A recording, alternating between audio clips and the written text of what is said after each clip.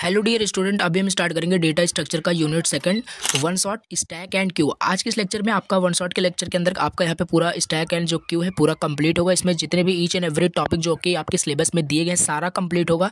इसमें जो भी न्यूमेरिकल्स आते हैं, इनफिक्स, पोस्ट फिक्स, सारा कुछ डिस्कस करूँगा। पूरा डिटेल आपका ये सिलेबस होने वाला है। ठीक है, चलिए स्टार्ट करते हैं। लेक्चर को स्टार्ट करने से पहले अगेन छोटी सी रिक्वेस्ट होगी, चैनल पर फर्स्ट टाइम विजिट किया तो प्लीज़ सब्सक्राइब कर देना, और आप कर ही देते हो। ठीक है, अब हम चलिए स्टार्ट करते हैं। और ये रहा आपका notes stack and Q unit second. और अब क्या होता है स्टैक, सबसे पहले आपको मैं बता देता हूँ। देखो, आपने जैसे यूनिट फर्स्ट आपने पढ़ लिया है। यूनिट फर्स्ट आपका पूरा बेसिक था डेटा स्ट्रक्चर का, तो पढ़ लिया है। आपको कोई भी अब डाउट नहीं होगा कि क्या होता है डेटा स्ट्रक्चर वगैरह, आपको डाउट नहीं है। तो स्टैक क्या होता है? स्टैक भी आपके तरीके का डेटा स्ट्रक्चर होता है। डेटा को ऑर्गेनाइज करने का एक तरीका होता है। जैसे आपका ये स्टैक जो होता है ये डायनेमिक डेटा स्ट्रक्चर होता है। जब भी हमने क्लासिफिकेशन पढ़ा था तो मैंने आपको एक टेबल दिखाया था, उस टेबल को आपने याद किया होगा। तो ये आपका डायनेमिक डेटा स्ट्रक्चर होता है, जो कि क्या करता है, जो डेटा होता है उसको स्टोर करता है डायनेमिकली। ठीक है, आपका एरे क्या होता था? एरे आपका स्टैटिक था, और ये आपका जो स्टैक है, लिंक लिस्ट है, ये सारे आपके क्या होते हैं? डायनेमिक डेटा स्ट्रक्चर होते हैं। अब देखिए स्टैक क्या होता है। स्टैक भी आपका डेटा स्ट्रक्चर ही होता है। आप लिख सकते हैं एक दो लाइन में, 2 मार्क्स में आएगा, तो आप अपने वर्ड में लिख सकते हैं, इजी वर्ड में लिख सकते हैं। लिस्ट ऑफ एलिमेंट होता है एक आपका स्टैक, आपका लिस्ट ऑफ एलिमेंट होता है। और स्टैक में जो इंसर्शन और डिलीशन होता है एक एंड से होता है, जिसको हम क्या कहते हैं? Top of stack. Top of stack हम इसी को कहते हैं। जैसे कि और यहाँ पे देखिए stack follows LIFO order, FILO order, ये सारा यहाँ पे दिखाया है। अब हम थोड़ा सा एक बार स्टैक का हम थोड़ा डायग्राम देख लेते हैं। बाकी आपको ऑलरेडी स्टैक का डायग्राम बिल्कुल पता है, आप जानते हो स्टैक क्या होता है। ठीक है, तो ये रहा आपका स्टैक। जैसे कि स्टैक को हम इस तरीके से रिप्रेजेंट करते हैं, ये एरे की तरह ही होता है, बट थोड़ा सा इस तरीके से हम रिप्रेजेंट करते हैं। अगर बात करें यहाँ पे अभी हम बात करें, ये स्टैक आपका बिल्कुल एम्प्टी है, और टॉप जो होगा आपका वो -1 को रिप्रेजेंट कर रहा होता है। टॉप ऑफ स्टैक क्या करता है? टॉप ऑफ स्टैक आपका स्टैक के एलिमेंट को रिप्रेजेंट करता है कि स्टैक में एलिमेंट क्या है और स्टैक की क्या पोजीशन है। ठीक है, स्टैक की क्या स्थिति है। जैसे कि अभी हम देखें, टॉप इंडिकेट कर रहा है -1 को, और ये आपका इंडेक्सिंग इसका 0 से स्टार्ट होता है। सी लैंग्वेज में रिस्ट्रिक्शन है, ऑलरेडी बताया, बाकी कंपलसरी नहीं है। ठीक है, तो ये चीज़ है। अब -1 है, यानी इससे हमें पता चल रहा है कि टॉप ऑफ स्टैक आपका बता रहा है कि स्टैक आपका बिल्कुल एम्प्टी है। अगर हम यहाँ पे क्या करें, हम यहाँ पे कोई एलिमेंट हम यहाँ पे इंसर्ट करते हैं। देखो, कोई भी एलिमेंट अगर हम स्टैक में इंसर्ट करते हैं उसको बोला जाता है पुश ऑपरेशन। ठीक है, अगर उसी एलिमेंट को हम निकाल देते हैं, डिलीट कर देते हैं, उसी को बोला जाता है पॉप ऑपरेशन। अगर 2 मार्क्स में आता है डिफाइन करिए पुश एंड पॉप ऑपरेशन का होता है, तो बता सकते हैं कोई भी एलिमेंट अगर हम इंसर्ट करते हैं, ये सब ऑलरेडी आपको पता है, बहुत एक्सप्लेन नहीं करूँगा। कोई भी एलिमेंट अगर आप इंसर्ट कर रहे हो स्टैक में, इंसर्शन होता है, यानी पुश ऑपरेशन हो रहा है। कोई भी एलिमेंट स्टैक से डिलीट कर रहे हो तो वो आपका पॉप ऑपरेशन होता है। साथ ही साथ आपका मतलब push element push and pop करने के साथ साथ आपका स्टैक का जो ये पॉइंटर होता है टॉप, ये भी मूव करता है। ये भी मूव करता है, ये एक ही पोजीशन पे नहीं रहता है। कैसे?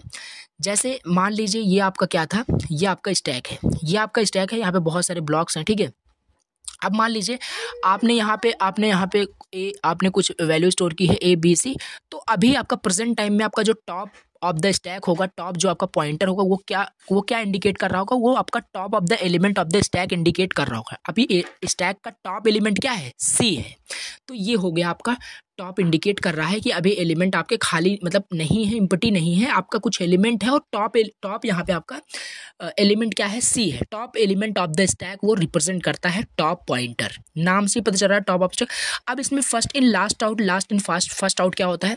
लीफो एंड फिलो, बिल्कुल आपको पता है। आपने स्टैक में फर्स्ट, अगर मैं पूछूं स्टैक में आपने फर्स्ट एलिमेंट कौन सा इंसर्ट किया था, तो आप बताओगे A को इंसर्ट किया था।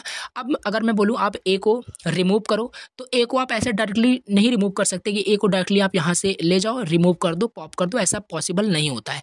क्योंकि स्टैक में क्या होता है, जो भी एलिमेंट आपने फर्स्ट इंसर्ट किया है वो लास्ट में होता है, इसीलिए बोला गया है स्टैक फॉलो करता है लीफो एंड फिलो ऑर्डर। यानी जो आपने फर्स्ट में इन किया है वो लास्ट में आउट होगा। पहले आपका ये पॉप होगा, पहले फिर ये पॉप होगा, देन इसकी बारी आएगी, ये पॉप होगा। ऐसा नहीं डायरेक्टली आप ये पॉप कर लेंगे, ऐसा नहीं। उसी तरीके से जो आपका लास्ट इन होगा, यानी लास्ट में जो आप मतलब लास्ट में जो यहाँ पे आप इन कर रहे थे, यानी लास्ट में जो आप यहाँ पे इन करते हैं, लास्ट में मान लीजिए कोई एलिमेंट आप इन कर रहे हैं, ये पहले आउट हो जाता है। ठीक है, सबसे ऊपर वाला यानी टॉप एलिमेंट पहले आउट हो जाता है। वही बोला last in first out, first in last out order, already आपको पता है। एक रियल लाइफ एग्जांपल ले लेते हैं। स्टैक क्या होता है? Stack of plate in restaurant. Restaurant में जो प्लेट्स रखी होती हैं, मतलब स्टैक का फॉर्म की मैं बात करूँ कि जैसे आपकी लाइब्रेरी में बुक्स रखी होती है तो वो भी एक स्टैक के फॉर्म में होता है। कोई भी चीज़ अगर एक के ऊपर एक के ऊपर एक के ऊपर एक के ऊपर रखा होता है उसी को हम स्टैक बोलते हैं। ठीक है, रेस्टोरेंट में प्लेट जो रखा होता है एक के ऊपर एक रखा होता है वो भी आपका क्या होता है, वो भी आपका एक स्टैक का एग्जाम्पल होता है। ऐसा नहीं है जैसे कि जैसे आप मतलब आप क्या है, जैसे रेस्टोरेंट में अगर खाना खाने जाते होंगे तो वहाँ पे जो प्लेट्स रखे होते हैं थोड़ा सा रिलेट करते हैं जिससे लर्न आप अच्छे से रहेगा। तो वहाँ से ऐसा नहीं होता अगर कोई भी उस प्लेट्स को निकालना है उससे प्लेट्स को मतलब उस रेस्टोरेंट से जो प्लेट रखे हुए हैं वहाँ से अगर प्लेट्स को निकाल के आपको सर्व करना है तो ऐसा नहीं है कि वो बीच से कोई प्लेट आपको निकाल के देगा, वो सबसे ऊपर जो प्लेट रखा हुआ होता है और प्रैक्टिकली आप भी ऐसे करते ही हैं। तो ऊपर से वो क्या करता है आपको मतलब प्लेट्स निकाल के आपको सर्व करता है। अगर कोई भी रखना होगा, कोई भी प्लेट्स उसके ऊपर रखना होगा, नया कोई प्लेट्स वहाँ पे ऐड करना है, इंसर्ट करना है, मीन्स पुश करना है, तो बीच में नहीं किया जाता, सबसे ऊपर ही होता है। तो ये आपका हो गया रियल लाइफ एग्जांपल। बाकी स्टैक्स ऑफ बुक्स आप बोल सकते हैं, जो भी आपके दिमाग में आपका आ रहा है वो लिख सकते हैं। इस तरीके से एक के ऊपर एक के ऊपर एक यहाँ पे स्टैक होता है। ठीक है, फीचर क्या होता है स्टैक का, फीचर पूछा गया है क्वेश्चन 2 मार्क्स में। फीचर्स ऑफ स्टैक क्या है, फीचर्स ऑफ स्टैक, स्टैक आपका एक ordered list of similar data type होता है। अब ऐसा भी नहीं है कि आप इसे स्टैक बोल रहे हो, पहले तो आपने यहाँ पे कोई क्या रखा है, आपने मान लीजिए कोई प्लेट रख दिया है, प्लेट के ऊपर आपने बुक रख दिया है, बुक के ऊपर फिर प्लेट रख दिया है, मतलब डिसिमिलर नहीं होना चाहिए, सिमिलर डेटा टाइप का होना चाहिए, मतलब कि टाइप्स ऑफ जो डेटा होना चाहिए वो सेम होना चाहिए। यानी अगर एक बुक्स रखा है तो बुक्स के ऊपर बुक्स ही होना चाहिए। ठीक है, तो ये है आपका स्टैक। और स्टैक आपका हमने ऑलरेडी देखा, ये फीचर्स के अंदर ही आ जाएगा। फिलो ऑर्डर फॉलो करता है, लीफो स्ट्रक्चर फॉलो करता है, और इंसर्ट करने के लिए हम यूज करते हैं पुश ऑपरेशन, डिलीट करने के लिए हम पॉप ऑपरेशन या पॉप फंक्शन हम यूज़ करते हैं। स्टैक जो होता है ओवरफ्लो हो जाता है। अगर देखिए, अगर आपका स्टैक फुल हो जाता है, जैसे कि हमने देखा, मान लीजिए अब स्टैक की भी कुछ अपने में साइज होती होगी, ठीक है, कैपेसिटी कुछ होती होगी, तो स्टैक अगर आपका फुल हो जाता है, तो आपका स्टैक जो हो जाएगा वो ओवरफ्लो हो जाएगा। स्टैक अगर फुल हो जाता है उसको बोला जाता है ओवरफ्लो। स्टैक आपका फुल हो चुका है, उसके बाद आप फिर कुछ एलिमेंट स्टोर करने की कोशिश कर रहे हैं तो वो इंसर्ट नहीं हो पाएगा, आपका ओवरफ्लो कंडीशन आपको दे देगा। और अंडरफ्लो इसका जस्ट अपोजिट, स्टैक अगर एम्प्टी है तो वो क्या होगा, अंडरफ्लो की कंडीशन आपको दिखा देगा। ये फीचर्स होता है stack is overflow if stack is full and stack is underflow if stack is empty। Now application देख लेते हैं, थोड़ा सा रियल लाइफ एप्लीकेशन देख लेते हैं एग्जांपल में, कि एप्लीकेशन स्टैक का एप्लीकेशन कहाँ होता है, यूज़ कहाँ होता है। हम कंप्यूटर के लैंग्वेज में देखते हैं, हमने देख लिया बुक्स वगैरह का स्टैक सब कुछ देख लिया। अब एप्लीकेशन हम कंप्यूटर के लैंग्वेज में देखते हैं, एप्लीकेशन कहाँ कहाँ इसका स्टैक का यूज़ होता है। सबसे पहले रिकर्जन में आपका स्टैक यूज़ होता है। एक्सप्रेशन एवेल्यूएशन में, ये जब अभी हम सॉल्व करने वाले हैं, अभी जस्ट आगे हम इसी को सॉल्व करेंगे, इसको जब सॉल्व करेंगे तो आप देखोगे स्टैक का ही यहाँ पे यूज़ होगा। और पार्सिंग एक होता है, ठीक है, इसमें भी आपका स्टैक का यूज़ होता है। ट्री ट्रेवर्सल में, जब भी हम ट्री को ट्रेवर्स करते हैं, आपने देखा होगा जब भी हम ट्री को ट्रेवर्स कर रहे थे तो भी हम स्टैक का यूज़ कर रहे थे। टावर ऑफ हनोई जो आपका एक मैथमेटिक्स जो आपका ये पजल था, ये भी डिस्कस करेंगे। और ये इसमें क्या है, ये भी आपका एक एप्लीकेशन है आपका। देखिए यहाँ पे जो एप्लीकेशन होता है स्टैक का, यही हो गया आपका ट्री ट्रेवर्सल हो गया, और यहाँ पे टावर ऑफ हनोई हो गया। आगे ये भी डिस्कस करेंगे। ब्राउज़र ऑल्सो आपका एक स्टैक का रियल एग्जांपल आप देख सकते हैं। ब्राउज़र में आप बहुत सारी चीज़ें सर्च करते हैं, जैसे आप बैक बटन प्रेस करते हैं तो जो लास्ट में आपने सर्च किया वो पहले मतलब आउट हो जाता है। तो ये चीज़ है, कंसेप्ट आप समझ सकते हैं क्या क्या चीज़ है। एप्लीकेशन भी आप याद कर लीजिए, ठीक है। ये सारे एप्लीकेशंस हो गए।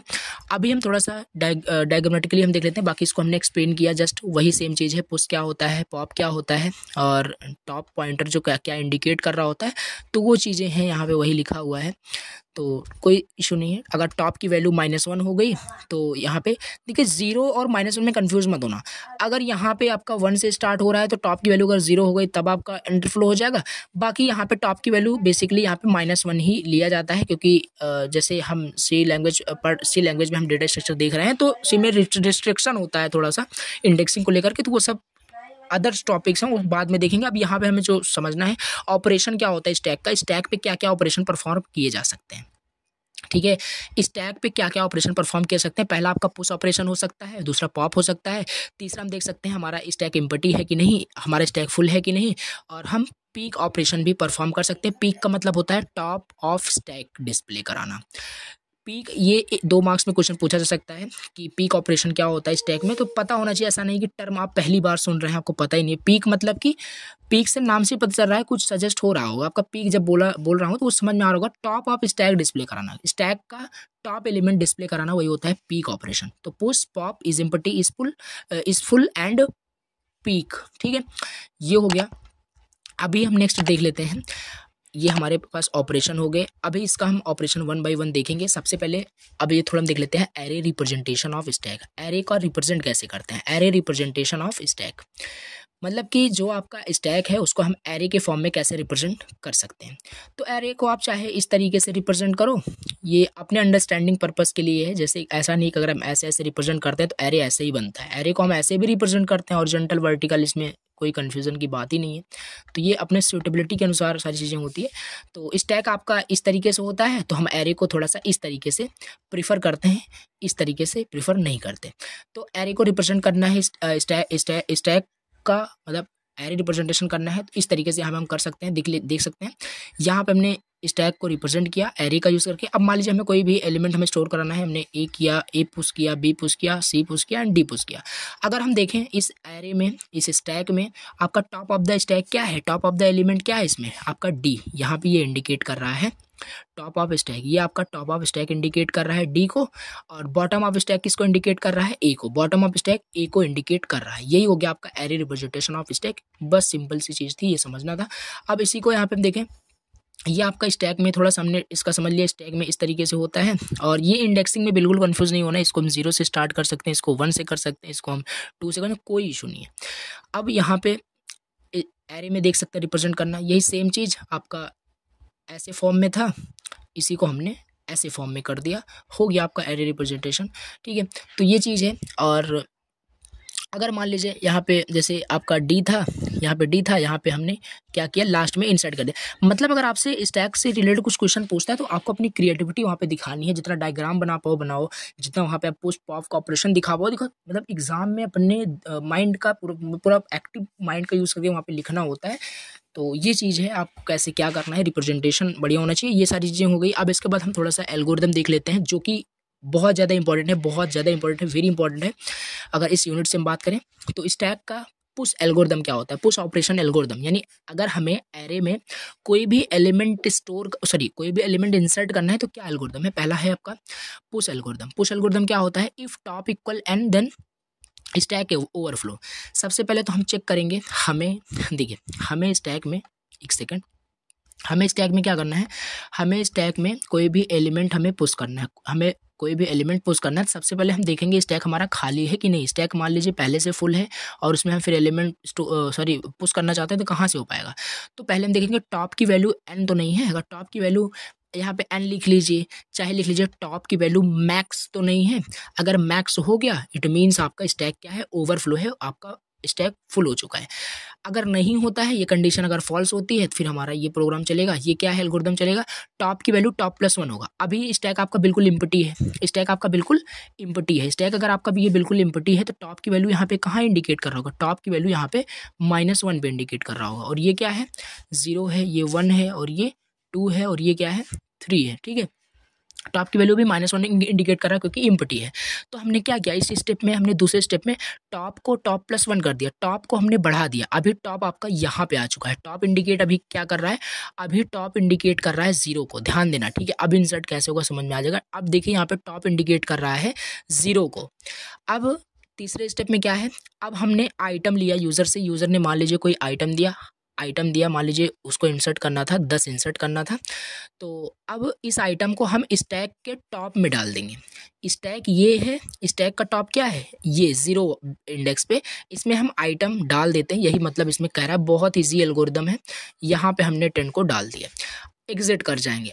अब मान लीजिए उसको एग्जिट कर जाना है, वो एग्जिट कर जाएगा नहीं, अगेन ये स्टेप रिपीट होगी।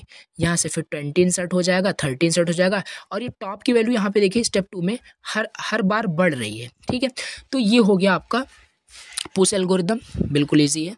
अब इसके बाद दूसरा हम पॉप एल्गोरिदम देख लेते हैं। पॉप एल्गोरिदम क्या होता है, पॉप एल्गोरिदम क्या है, जैसे हम फिर से देख लेते हैं। जैसे अभी मान लेते हैं पॉप एल्गोरिदम में सबसे पहले एलिमेंट को डिलीट करने से पहले हमें फिर से अगेन चेक करना पड़ेगा कि एलिमेंट पहले से तो खाली नहीं है। अगर पहले से ही खाली है तो कोई उसमें क्या ही एलिमेंट आप पॉप करोगे। तो उसी को चेक करने के लिए यहाँ पे पहला आपका स्टेप दिया गया है। तो यहाँ पे अगर हम बात करें, यहाँ पे कुछ ना कुछ पहले हम एलिमेंट यहाँ पे डाल देते हैं। मान लीजिए यहाँ पे ए डाल दिया हमने, बी डाल दिया, यहाँ पे सी डाल दिया, ठीक है। कुछ एलिमेंट यहाँ पे हमने ऑलरेडी स्टोर मतलब कर दिए हैं जिससे कि हम यहाँ पे पॉप एल्गोरिदम समझ सकें। अब टॉप की वैल्यू आपका 0, यहाँ पे देखिए हमने 0 से स्टार्ट की है तो यहाँ पे 0 दिया। यहाँ पे -1 भी कर सकते हो, कंफ्यूज नहीं होना है। अगर यहाँ पे मैं 1 कर दूँ तब आपका ठीक है, तो वो चेंज आप कर सकते हैं। तो स्टैक अंडरफुल होगा अगर टॉप की वैल्यू -1 है। अभी सबसे पहले आप बताइए इसमें टॉप किसको इंडिकेट कर रहा होगा? टॉप अभी इंडिकेट कर रहा होगा सी को, इंडिकेट कर रहा होगा टॉप, इंडिकेट कर रहा होगा सी को। अगर टॉप की वैल्यू -1 है तो स्टैक अंडरफ्लो है। नहीं, यहाँ पे टॉप की वैल्यू -1 नहीं है, टॉप की वैल्यू यहाँ पे 2 है, तो आपका स्टैक अंडरफ्लो नहीं है। ये कंडीशन आपकी फॉल्स हो गई। हम आ जाएंगे दूसरे स्टेप में। दूसरे स्टेप में बता रहा है कि स्टैक का जो टॉप में एलिमेंट है, स्टैक के टॉप में जो एलिमेंट है उसको बाहर निकाल दो। उसको बाहर निकाल के एक आइटम वेरिएबल है उसमें डाल दो। ये प्रोग्रामिंग करते हो तो वहाँ पे सब रहता है, आपको इनिशियलाइज करना पड़ता है। तो इसमें ये सेकंड स्टेप में क्या हुआ कि जो स्टैक के मतलब स्टैक के टॉप एलिमेंट में जो एलिमेंट है उसको एक आइटम वेरिएबल बनाओ और उसमें डाल दो। हमने एक आइटम मतलब यहाँ पे एक वेरिएबल बनाया, एक आइटम हमने क्या बनाया, वेरिएबल बनाया, और इस आइटम वेरिएबल में हमने क्या किया, इस सी को डाल दिया और ये सी यहाँ से रिमूव हो जाएगा, ये सी यहाँ से हट जाएगा क्योंकि हमने इसको आइटम में डाल दिया है। और फिर थर्ड स्टेप में क्या होगा, हम टॉप को डिक्रीज कर देंगे, क्योंकि अगर हम टॉप को डिक्रीज नहीं करेंगे तो एक्चुअल में वो डिलीट होगा ही नहीं। टॉप को हमें डिक्रीज करना पड़ेगा और पुश करने के लिए हमें इंक्रीज करना पड़ेगा। तो टॉप को अब हम क्या करेंगे, यहाँ से डिलीट कर देंगे, यहाँ से टॉप को हम क्या करेंगे, एक माइनस कर देंगे। और टॉप अभी कहाँ पे इंडिकेट कर रहा है, टॉप अब अगेन इंडिकेट कर रहा है 1 पे। अब फिर से मान लीजिए हमें फिर से पॉप ऑपरेशन परफॉर्म करना है, अगेन यही स्टेप रिपीट होगी, फिर से ये बाहर हो जाएगा। तो लास्ट में आपका टॉप की वैल्यू -1 हो जाएगा, फिर अंडरफ्लो हो जाएगा। तो इस तरह के सारे एलिमेंट्स वहाँ पे जो है पॉप हो जाएंगे। तो ये चीज़ था, इस तरीके से यहाँ पे आपका पॉप ऑपरेशन हुआ। अब इस तरीके से भी आप लिख सकते हैं और भी डायग्राम बना सकते हैं एग्जाम में अच्छा रिप्रेजेंट करने के लिए। यहाँ पे ABCD यहाँ पे ऐसे करके कुछ, ठीक है, पॉप यहाँ पे दिखा सकते हैं। तो मतलब थोड़ा सा क्रिएटिविटी और भी दिखाना है। अब अपने कंटेंट के हिसाब से 7 मार्क्स में अगर आपसे पूछा जाता है तो कैसे आप उसे रिप्रेजेंट करते हैं ये आपके ऊपर डिपेंड करता है। अब यहाँ पे आता है, हमने एरे रिप्रेजेंटेशन देखा था स्टैक का। लिंक्ड लिस्ट रिप्रेजेंटेशन क्या होता है, linked list representation of stack, stack का लिंक्ड लिस्ट रिप्रेजेंटेशन। देखिए ये है आपका क्या, ये है आपका स्टैक। अब जैसे आपको पता है लिंक्ड लिस्ट में 2 मतलब नोड होता है, एक डेटा, एक इन्फो होता है, एक नेक्स्ट होता है, सब आपको पता है। अब यहाँ पे मान लीजिए ये कोई इन्फो है, ये इन्फो है, कोई इन्फो है मतलब डेटा है, और ये आपका नेक्स्ट को रिप्रेजेंट कर रहा है। यानी कि सबसे पहले आपका अगर हम टॉप ये जो आपका टॉप पॉइंटर होता है ये आपका लिंक्ड लिस्ट का फर्स्ट एलिमेंट बताता है। पहला आपका जो स्टैक का एलिमेंट है वो क्या है, 300, यानी कि आपका ये वाला है, यानी सी, ये फर्स्ट एलिमेंट है। यहाँ पे देखिए फर्स्ट एलिमेंट आपका सी है, उसके बाद ये सेकंड एलिमेंट 400 यहाँ पे आ गया, ये चीज़ देख सकते हैं। फिर 500 वाला ये आ गया, फिर इसके बाद कोई एलिमेंट नहीं है। तो इस तरीके से आप दिखा सकते हैं। ये देखिए यहाँ पे एक लिंक लिस्ट में ये रिप्रेजेंट हो गया, पहला ये हो गया, फिर ये, एंड लास्ट में नल यहाँ पे इसलिए है क्योंकि आगे कोई एलिमेंट नहीं है। हमने लिंक लिस्ट में बहुत अच्छे से इसको समझा था। अब इसमें हम पुश भी कर सकते हैं, पॉप भी कर सकते हैं। एक इंडिपेंडेंट हम नोड बनाएंगे और इसका एल्गोरिथम हमने ऑलरेडी देख लिया है, उसी तरीके से यहाँ पे हम लास्ट में ऐड कर देंगे। और ये टॉप इंडिकेट करता है स्टैक के टॉप ऑफ द एलिमेंट को, स्टैक के टॉप ऑफ द एलिमेंट को ये टॉप पॉइंटर इंडिकेट करता है, ऑलरेडी आपको बताया। अब हम अगला टॉपिक देख लेते हैं। अब देखिए यहाँ पे हमने पुश ऑपरेशन देखा, पॉप ऑपरेशन के एल्गोरिथम देखिए। यहाँ पे वही थोड़ा सा और भी अलग फॉर्म में लिखा है, वो वहाँ पे जैसे 0 था, यहाँ पे देख सकते हैं सेम है। आप किसी तरीके से भी यहाँ पे लिख सकते हैं पुश एंड पॉप, बाकी ऊपर वाला भी बेटर था। जो भी आपको यहाँ पे समझ में, कंसेप्ट आपका समझ में आपको आना चाहिए। पुश एंड पॉप आपका ऑपरेशन हो गया, एल्गोरिथम हो गया। अब हम देखते हैं तीसरा जो हमारे पास ऑपरेशन था, इज एम्प्टी। अब इसमें देखना क्या है, इसमें देखना क्या है आपका, ये क्या है, आपका कोई स्टैक है। अगर आपका stack top is equal to -1 है, अगर टॉप की वैल्यू अगर क्या है -1 है, यानी आपका जो स्टैक है वो एम्प्टी है, रिटर्न कर देगा ट्रू, अदरवाइज रिटर्न कर देगा फॉल्स, एंड कर देगा प्रोसीजर को। ये आपको थोड़ा स्टेप वाइज में लिखना है। इस एम्प्टी का एल्गोरिथम हो गया। अब टॉप ऑपरेशन का, ये भी आपका एक ऑपरेशन हो सकता है। टॉप ऑपरेशन का मतलब है रिटर्न करना स्टैक के टॉप एलिमेंट को रिटर्न कर लेना, वही आपका टॉप ऑपरेशन हो जाता है। ये भी आपका बहुत ईजी है, आप इसे भी लिख सकते हैं। अब इसके बाद एप्लीकेशन हमने देखा था, एप्लीकेशन हमने देखा ही है उसको, रिकर्जन देखा था और पार्सिंग देखा था, ब्राउज़र देखा था, एक्सप्रेशन एवेल्यूएशन देखा था, ये सारी चीज़ें यहाँ पे देख लिया हमने। अब यहाँ पे हम थोड़ा सा अगला टॉपिक देखते हैं। देखिए अब ये सारी चीज़ें आप थोड़ा बहुत समझ लीजिए, फिर हम इसमें न्यूमेरिकल पे आते हैं। 7 मार्क्स में जो न्यूमेरिकल्स एग्जाम में आते हैं। अब स्टैक का एप्लीकेशन जो है होता है, पहला आपका एक्सप्रेशन होता है, यानी अरिथमेटिक एक्सप्रेशन में टाइप्स ऑफ एक्सप्रेशन, एक्सप्रेशन कितने टाइप्स के होते हैं पहले आपको पता होना चाहिए, ये एग्जाम में पूछा गया है। देखिए एक्सप्रेशन कितने टाइप्स के होते हैं, पहला आपका इनफिक्स होता है, दूसरा पोस्ट फिक्स होता है, तीसरा आपका प्रीफिक्स होता है। अब इनफिक्स का मतलब होता है इनफिक्स, आपने देखिए आपने यूनिट 4 में प्री ऑर्डर, इन ऑर्डर और पोस्ट ऑर्डर पढ़ ही लिया है, तो सब कुछ समझ में आपको इसी तरीके से आएगा।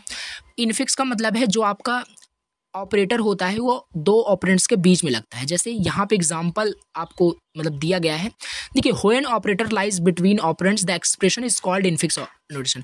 अगर आपका a plus B A into C मतलब कि ऑपरेटर अगर दो ऑपरेंड्स के बीच में लग रहे हैं तो उस एक्सप्रेशन को हम इनफिक्स बोलेंगे। ये जैसे एग्जांपल ये इनफिक्स एक्सप्रेशन है, ठीक है, बस इसमें और कुछ नहीं। अब दूसरा प्रीफिक्स क्या है, प्रीफिक्स को आप ध्यान देना, प्रीफिक्स को हम पॉलिश नोटेशन भी कहते हैं। आप थोड़ा सा रिलेट करना, कंफ्यूज मत हो जाना कि पोस्ट फिक्स को हम प्रीफिक्स कहेंगे, प्रीफिक्स को हम पॉलिश नोटेशन कहते हैं, प्रीफिक्स को हम पॉलिश नोटेशन कहते हैं, ठीक है। प्रीफिक्स को हम पॉलिश नोटेशन भी कहते हैं। प्रीफिक्स प्री मतलब कि यहाँ पे ऑपरेटर यहाँ पे ऑपरेंड्स के पहले लगेगा।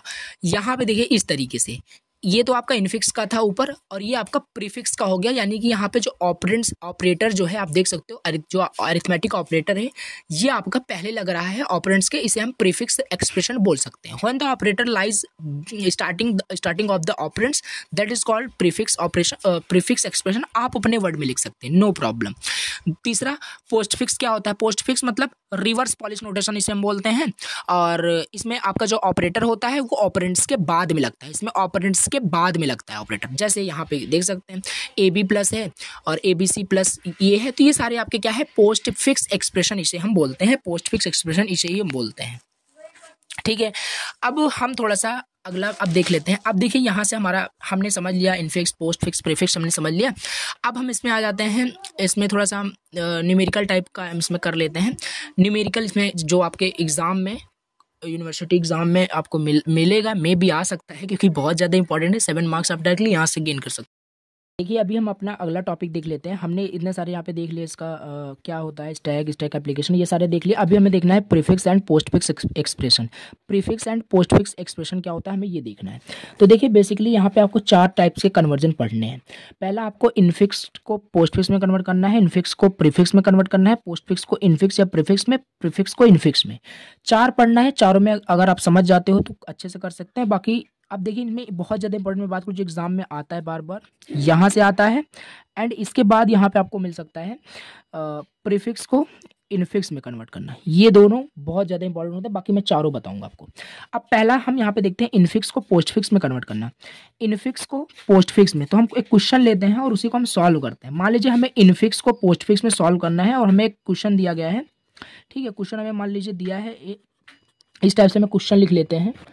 तो यहाँ पे हमें ये क्वेश्चन दिया है, ठीक है। अब मान लीजिए ये क्वेश्चन दिया और ये हमें बोल रहा है कि मतलब इनफिक्स टू पोस्ट फिक्स करना। हम पहला वाला केस देख रहे हैं, ठीक है, इनफिक्स टू पोस्ट फिक्स करना है, इनफिक्स टू पोस्ट फिक्स हमें इसको करना है। अब देखिए हम जल्दी जल्दी से स्टेप वाइज देख लेते हैं और इसमें थोड़ा सा स्टेप होता है, आपको याद करना पड़ेगा। पहले तो आपको एक टेबल बनाना पड़ता है, सिंबल स्टैक, और यहाँ पे आपको मिलेगा जो जिसमें कन्वर्ट करना है। किसमें कन्वर्ट करना था, पोस्ट फिक्स में, आपको पोस्ट फिक्स मिलेगा, ठीक है। अब देखते हैं इसको हम स्टेप वाइज इसको हम देखते हैं। देखिए अब हमें सबसे पहले देखिए, अब यहाँ पे क्या करते हैं, पहला स्टेप होता है कोई भी क्वेश्चन आपको आ जाए, कोई भी question infix to postfix अगर आ जाता है, कोई भी क्वेश्चन आ जाता है, पहले हम क्या करते हैं पहले हम स्टैक में ओपन पैरेंथेसिस जो होता है आपका, इसको हम यहाँ पे स्टैक में पुश कर देते हैं। स्टैक में जैसे ही हम इसको पुश करेंगे तुरंत हम ऐड करते हैं यहाँ क्वेश्चन में, हम इसको क्लोज पैरेंथेसिस ऐड कर, स्टेप होता है, याद करना पड़ेगा, समझना पड़ेगा, ऑलरेडी जानते हो आप। स्टैक में हम पहला स्टेप ये होता है कि हम ओपन पैरेंथेसिस इंसर्ट कर देंगे और क्वेश्चन में हम ऐड कर देंगे, ठीक है। अब ये हो गया। अब हम यहाँ से लेफ्ट से पूरा रीड करना स्टार्ट करेंगे एक्सप्रेशन को। पहला है आपका ए है, हमने ए कर दिया। और अगर यहाँ पे देखिए अगर यहाँ पे क्वेश्चन में आपको ऑपरेंड मिलता है, अगर यहाँ पे ऑपरेंड मिलता है, ए क्या है आपका ऑपरेंड है, तो बेसिकली कुछ नहीं करना है आपको, जस्ट इसे पोस्ट फिक्स में इंसर्ट कर देना है। आपका ऑपरेंड था, हमने इंसर्ट कर दिया और ये आपका एज इट इज ऐसे सेम टू सेम ऐसे रहेगा। दोबारा हमें यहाँ पे ऑपरेटर मिला, हमें यहाँ पे क्या मिला, ऑपरेटर मिला। अगर यहाँ पे ऑपरेटर मिलता है, क्वेश्चन में से हमें ऑपरेटर मिल गया, तो हम देखेंगे इस ऑपरेटर को हम यहाँ पे देखेंगे, यहाँ पे ऐड करना होता है, स्टैक में हमें पुश करना होता है, बट कंडीशन काफ़ी सारी होती हैं। यहाँ पे आपका प्लस है और यहाँ पे देखिए इस ओपन पैरेंथेसिस के आगे कोई ऑपरेटर नहीं है, कोई ऑपरेटर नहीं है, तो हम इसे सिंपली क्या करेंगे, पुश कर देंगे। लेकिन अगर कोई ऑपरेटर होता तो उस ऑपरेटर और इस ऑपरेटर के हम प्रेसिडेंस देखते, आगे काम करते। अभी हम आगे वो स्टेप आएगा। अभी यहाँ पे देखिए ये खाली प्लस था और इसके आगे यहाँ पे कोई भी ऑपरेटर नहीं था, हमने इसको पुश कर दिया और ये एज इट इज आपका ऐसे ही रहेगा। ठीक है, अभी हम फिर से देखेंगे। अब यहाँ पे हम ओपन पैरेंथेसिस आ गया, ओपन पैरेंथेसिस अगर आता है, ऑपरेंड आएगा तभी आपको पोस्टफिक्स में ऐड करना है, अदरवाइज ऐसे चलते रहना। अब यहाँ पे ओपन पैरेंथेसिस आया, हम फिर से यहाँ पे ओपन पैरेंथेसिस ऐड कर देंगे, ये तो हमारा ऐसे ही रहेगा। फिर हमारे पास बी आ गया, ऑपरेंड आ गया यहाँ पे ऑपरेंड आ गया है, तो ऑपरेंड को हम सिंपल ऐड कर देंगे और ये चीज़ हमारी एज इट इज ऐसे लिख लेंगे। अब हमारे पास फिर से आ गया, ऑपरेटर आ गया है। अब ऑपरेटर को हम क्या करते हैं, अगेन ऑपरेटर को हम जो लास्ट में आपका ओपन पैरेंथेसिस होता है उसके आगे क्या ऑपरेटर है उससे हम उसकी प्रेसिडेंस चेक करते हैं। तो यहाँ पे कोई भी ऑपरेटर है ही नहीं, तो बहुत ईजी है हमारे लिए, हम सिंपल इसको क्या करते हैं, ऐड कर देंगे और एज इट इज ये उतर जाएगा आपका। ठीक है, अब इसके बाद आपका फिर से ऑपरेंड आ गया, तो इसे हम सिंपल पोस्टफिक्स में पुश कर देते हैं और ये एज इट इज आपका लिख लिया जाएगा। इसके बाद आपका माइनस है। ठीक है, तो स्टेप वाइज आपको चलना है। अब माइनस है, अब माइनस क्या है, आपका ऑपरेटर है। माइनस क्या है, ऑपरेटर है। अब ध्यान से देखिए, यहाँ पे ध्यान से देखिए, अब यहाँ पे माइनस है और इसके आगे हम देखिए, अभी तक यहाँ पे कुछ नहीं था तो हम सिंपल ऐड कर देते थे, लेकिन यहाँ पे अभी पहले से मल्टीप्लिकेशन है। अच्छा, मल्टीप्लिकेशन की प्रेसिडेंस या माइनस की प्रेसिडेंस, अगर ये आपका ज़्यादा होता है या मतलब लेस देन होता है, ग्रेटर देन होता है, अगर समझिए पहले, अगर यहाँ पे जो ऑपरेटर दिया है इसकी प्रेसिडेंस इस ऑपरेटर से ज़्यादा होगी, तो हम क्या करेंगे, इस ऑपरेटर को सिंपल यहाँ पे हम ऐड कर देंगे, उसी ऑपरेटर के आगे हम कुछ नहीं करेंगे और इसे हम एज इट इज लिख लेंगे। लेकिन इस केस में देखिए, इस केस में क्या है कि इसकी प्रेसिडेंस ज़्यादा नहीं है, इसकी प्रेसिडेंस कम है और इसकी प्रेसिडेंस ज़्यादा है। तो हम इसमें क्या करेंगे, इस केस में यहाँ पे जो आपका ऑपरेटर होता है इसको हम पुश करते हैं पोस्टफिक्स में। तो इस तरीके से लिखेंगे ABC, इसको हम क्या किए, क्योंकि इसकी प्रेसिडेंस ज़्यादा है, इसको हमने यहाँ पे पुश कर दिया और इसको हम इंसर्ट कर देंगे यहाँ पे। इस स्टेप से अभी और क्लियर होगा, बिल्कुल परेशान मत होइए, इसे रिवर्स करके आप देख लीजिए अगर समझ में नहीं आया तो। अब इसको हम फिर से ओपन पैरेंथेसिस आ गया, इजी है, सिंपल यहाँ पे हम ऐड करते चले जाएंगे और ये हमारा ऐसे चलेगा। अब यहाँ से हमारे पास क्या आया, हमारे पास यहाँ पे डिवाइड का आ गया, चलिए डिवाइड का हमने किया। अब देखिए फिर से देखिए, डिवाइड जो है यहाँ पे कोई ऑपरेटर नहीं है, तो सिंपल हम क्या करेंगे, ऐड कर देंगे। कोई नहीं, हम सिंपल यहाँ पे क्या करेंगे, ऐड कर देंगे और ये हमारा एज इट इज चलता रहेगा। ठीक है, अब इसके बाद हमारे पास एक ऑपरेंड आ गया है, तो कुछ किया ही नहीं जाता, तो सिंपल हम क्या करेंगे, ABC मल्टीप्लाई ऐड कर देंगे। अब इसके बाद क्या आ गया, ये आपका आ गया एक्सपोनेंट आ गया। ठीक है, एक्सपोनेंट आ गया। अब एक्सपोनेंट आ गया, अब बताइए एक्सपोनेंट की प्रेसिडेंस और डिवाइड की प्रेसिडेंस में प्रेसिडेंस किसकी ज़्यादा होती है। अगर इसकी प्रेसिडेंस ज़्यादा होगी या दोनों की प्रेसिडेंस अगर सेम होगी, तो हम क्या करते हैं, तो हम यहाँ से पॉप करते थे, जैसे यहाँ पे हमने पॉप किया था माइनस और मल्टीप्लिकेशन के केस में। यहाँ पे ऐसा नहीं है, यहाँ पे इसकी प्रेसिडेंस ज़्यादा है, एक्सपोनेंट की प्रेसिडेंस ज़्यादा होती है एक्सपोनेंट से, तो सिंपल क्या होगा, यहाँ पे कुछ नहीं होगा, सॉरी ये आपका ऊपर, तो यहाँ पे कुछ नहीं होगा, यहाँ पे सिंपल हम क्या करेंगे, आपका ये ऐड हो जाएगा, एक्सपोनेंट यहाँ पे ऐड हो जाएगा और ये एज इट इज आपका जैसे था ऐसे चलता रहेगा। ठीक है, ये हो गया। अब एक्सपोनेंट आपका हो गया। अभी यहाँ पे f बचा हुआ है, अब हम f लिख लेते हैं। ठीक है, f देख लेते हैं, ये भी ऑपरेंड है, तो सिंपल हम क्या करेंगे, इसको एज इट इज हम ऐड कर देंगे, ABC मल्टीप्लाई EF, ये आपका डायरेक्टली ऐसे हो जाएगा। ठीक है, तो इस तरीके से आप कर सकते हैं। लेकिन यहाँ पे देखिए एक थोड़ा सा इशू यहाँ पे हो चुका है, क्योंकि देखिए थोड़ा सा यहाँ पे मिस्टेक हो गया कि यहाँ पे जैसे कि देखिए हमने यहाँ पे एक थोड़ा सा मिस्टेक कर दिया। यही होता है, अगर एक्सप्रेशन सॉल्व करते हैं तो मिस्टेक्स बेसिकली आपकी बहुत ज़्यादा चांसेस होता है, लेकिन अगर केयरफुली करते हैं, जैसे कि मैं थोड़ा सा नहीं अच्छे समझ पाया। देखिए यहाँ पे क्या है, मैं बताता हूँ मिस्टेक कहाँ है। यहाँ पे देखिए डी को मैंने यहाँ पे पॉप नहीं किया था, बाकी कोई इशू नहीं है, सारा कुछ आपका सही चल रहा है। कहाँ पे मिस्टेक हुआ है जस्ट वेट, देख लेता हूँ ये चीज़। यहाँ से देखिए हमने माइनस को यहाँ पे पुश किया, हमने फिर ये किया, फिर हमने डी को नहीं किया, डायरेक्टली यहाँ पे हमने ये कर दिया। तो डी को हम क्या करते हैं, डी आपका सिंपल ऑपरेंड था, तो कोई यहाँ पे वही नहीं है, यहाँ पे कोई नहीं है, यहाँ पे सिंपल आपका डी चलता है, ठीक है। यहाँ पे डी चलेगा, यहाँ पे भी डी चलेगा, और यहाँ पे भी डी चलेगा, और यहाँ पे भी डी चलेगा, और यहाँ पे भी आपका डी चलेगा। सही है आपका एक्सप्रेशन, अब कोई गलती नहीं है, बिल्कुल सही है। आप जैसे समझ रहे थे बिल्कुल आपने सही समझा है, कोई इशू नहीं। बाकी वो तो एक थोड़ा सा मिस्टेक था, ठीक है।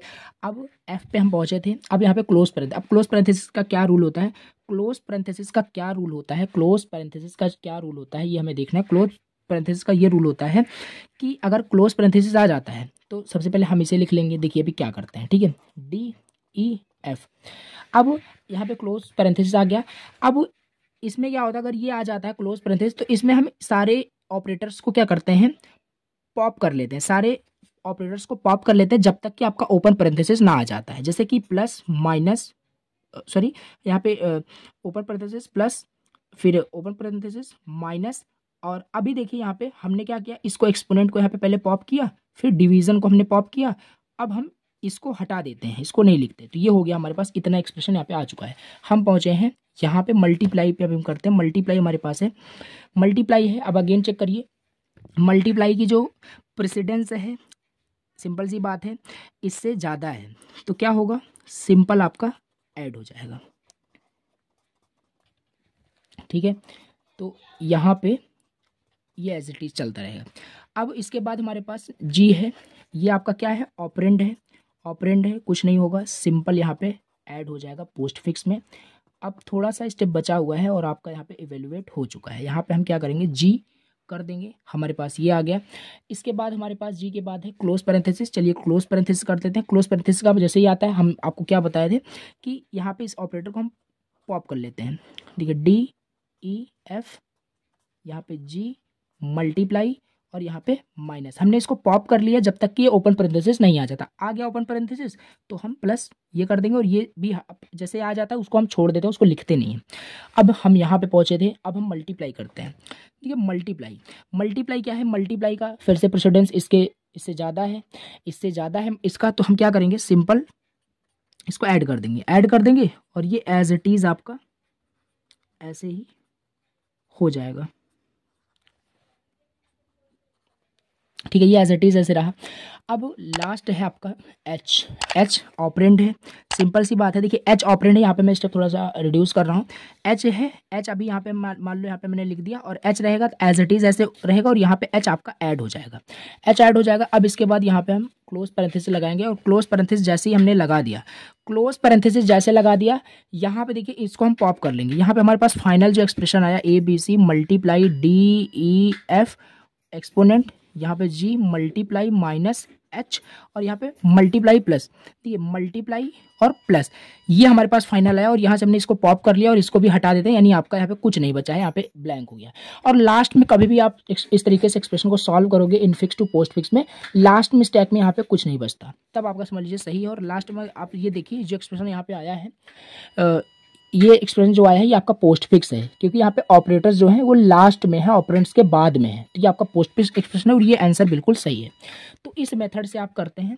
अब इसमें हम सिंपल समझ लें कि क्या कैसे ये सी चीज़ कैसे हो रही है। तो इसमें कुछ नहीं है, इसमें आपका ये एल्गोरिदम फॉलो हो रहा है। एल्गोरिदम ये जो लिखा है ये आप बिल्कुल समझ लीजिए, एक बार थोड़ा सा रीड आउट करेंगे तो आपको प्रोसेस समझ में आ जाएगा कि यहाँ पे देख सकते हैं। इसको आप पॉज करके स्क्रीनशॉट भी ले सकते हैं, नोट्स ऑलरेडी प्रोवाइड कर दिया, आपने देखा होगा।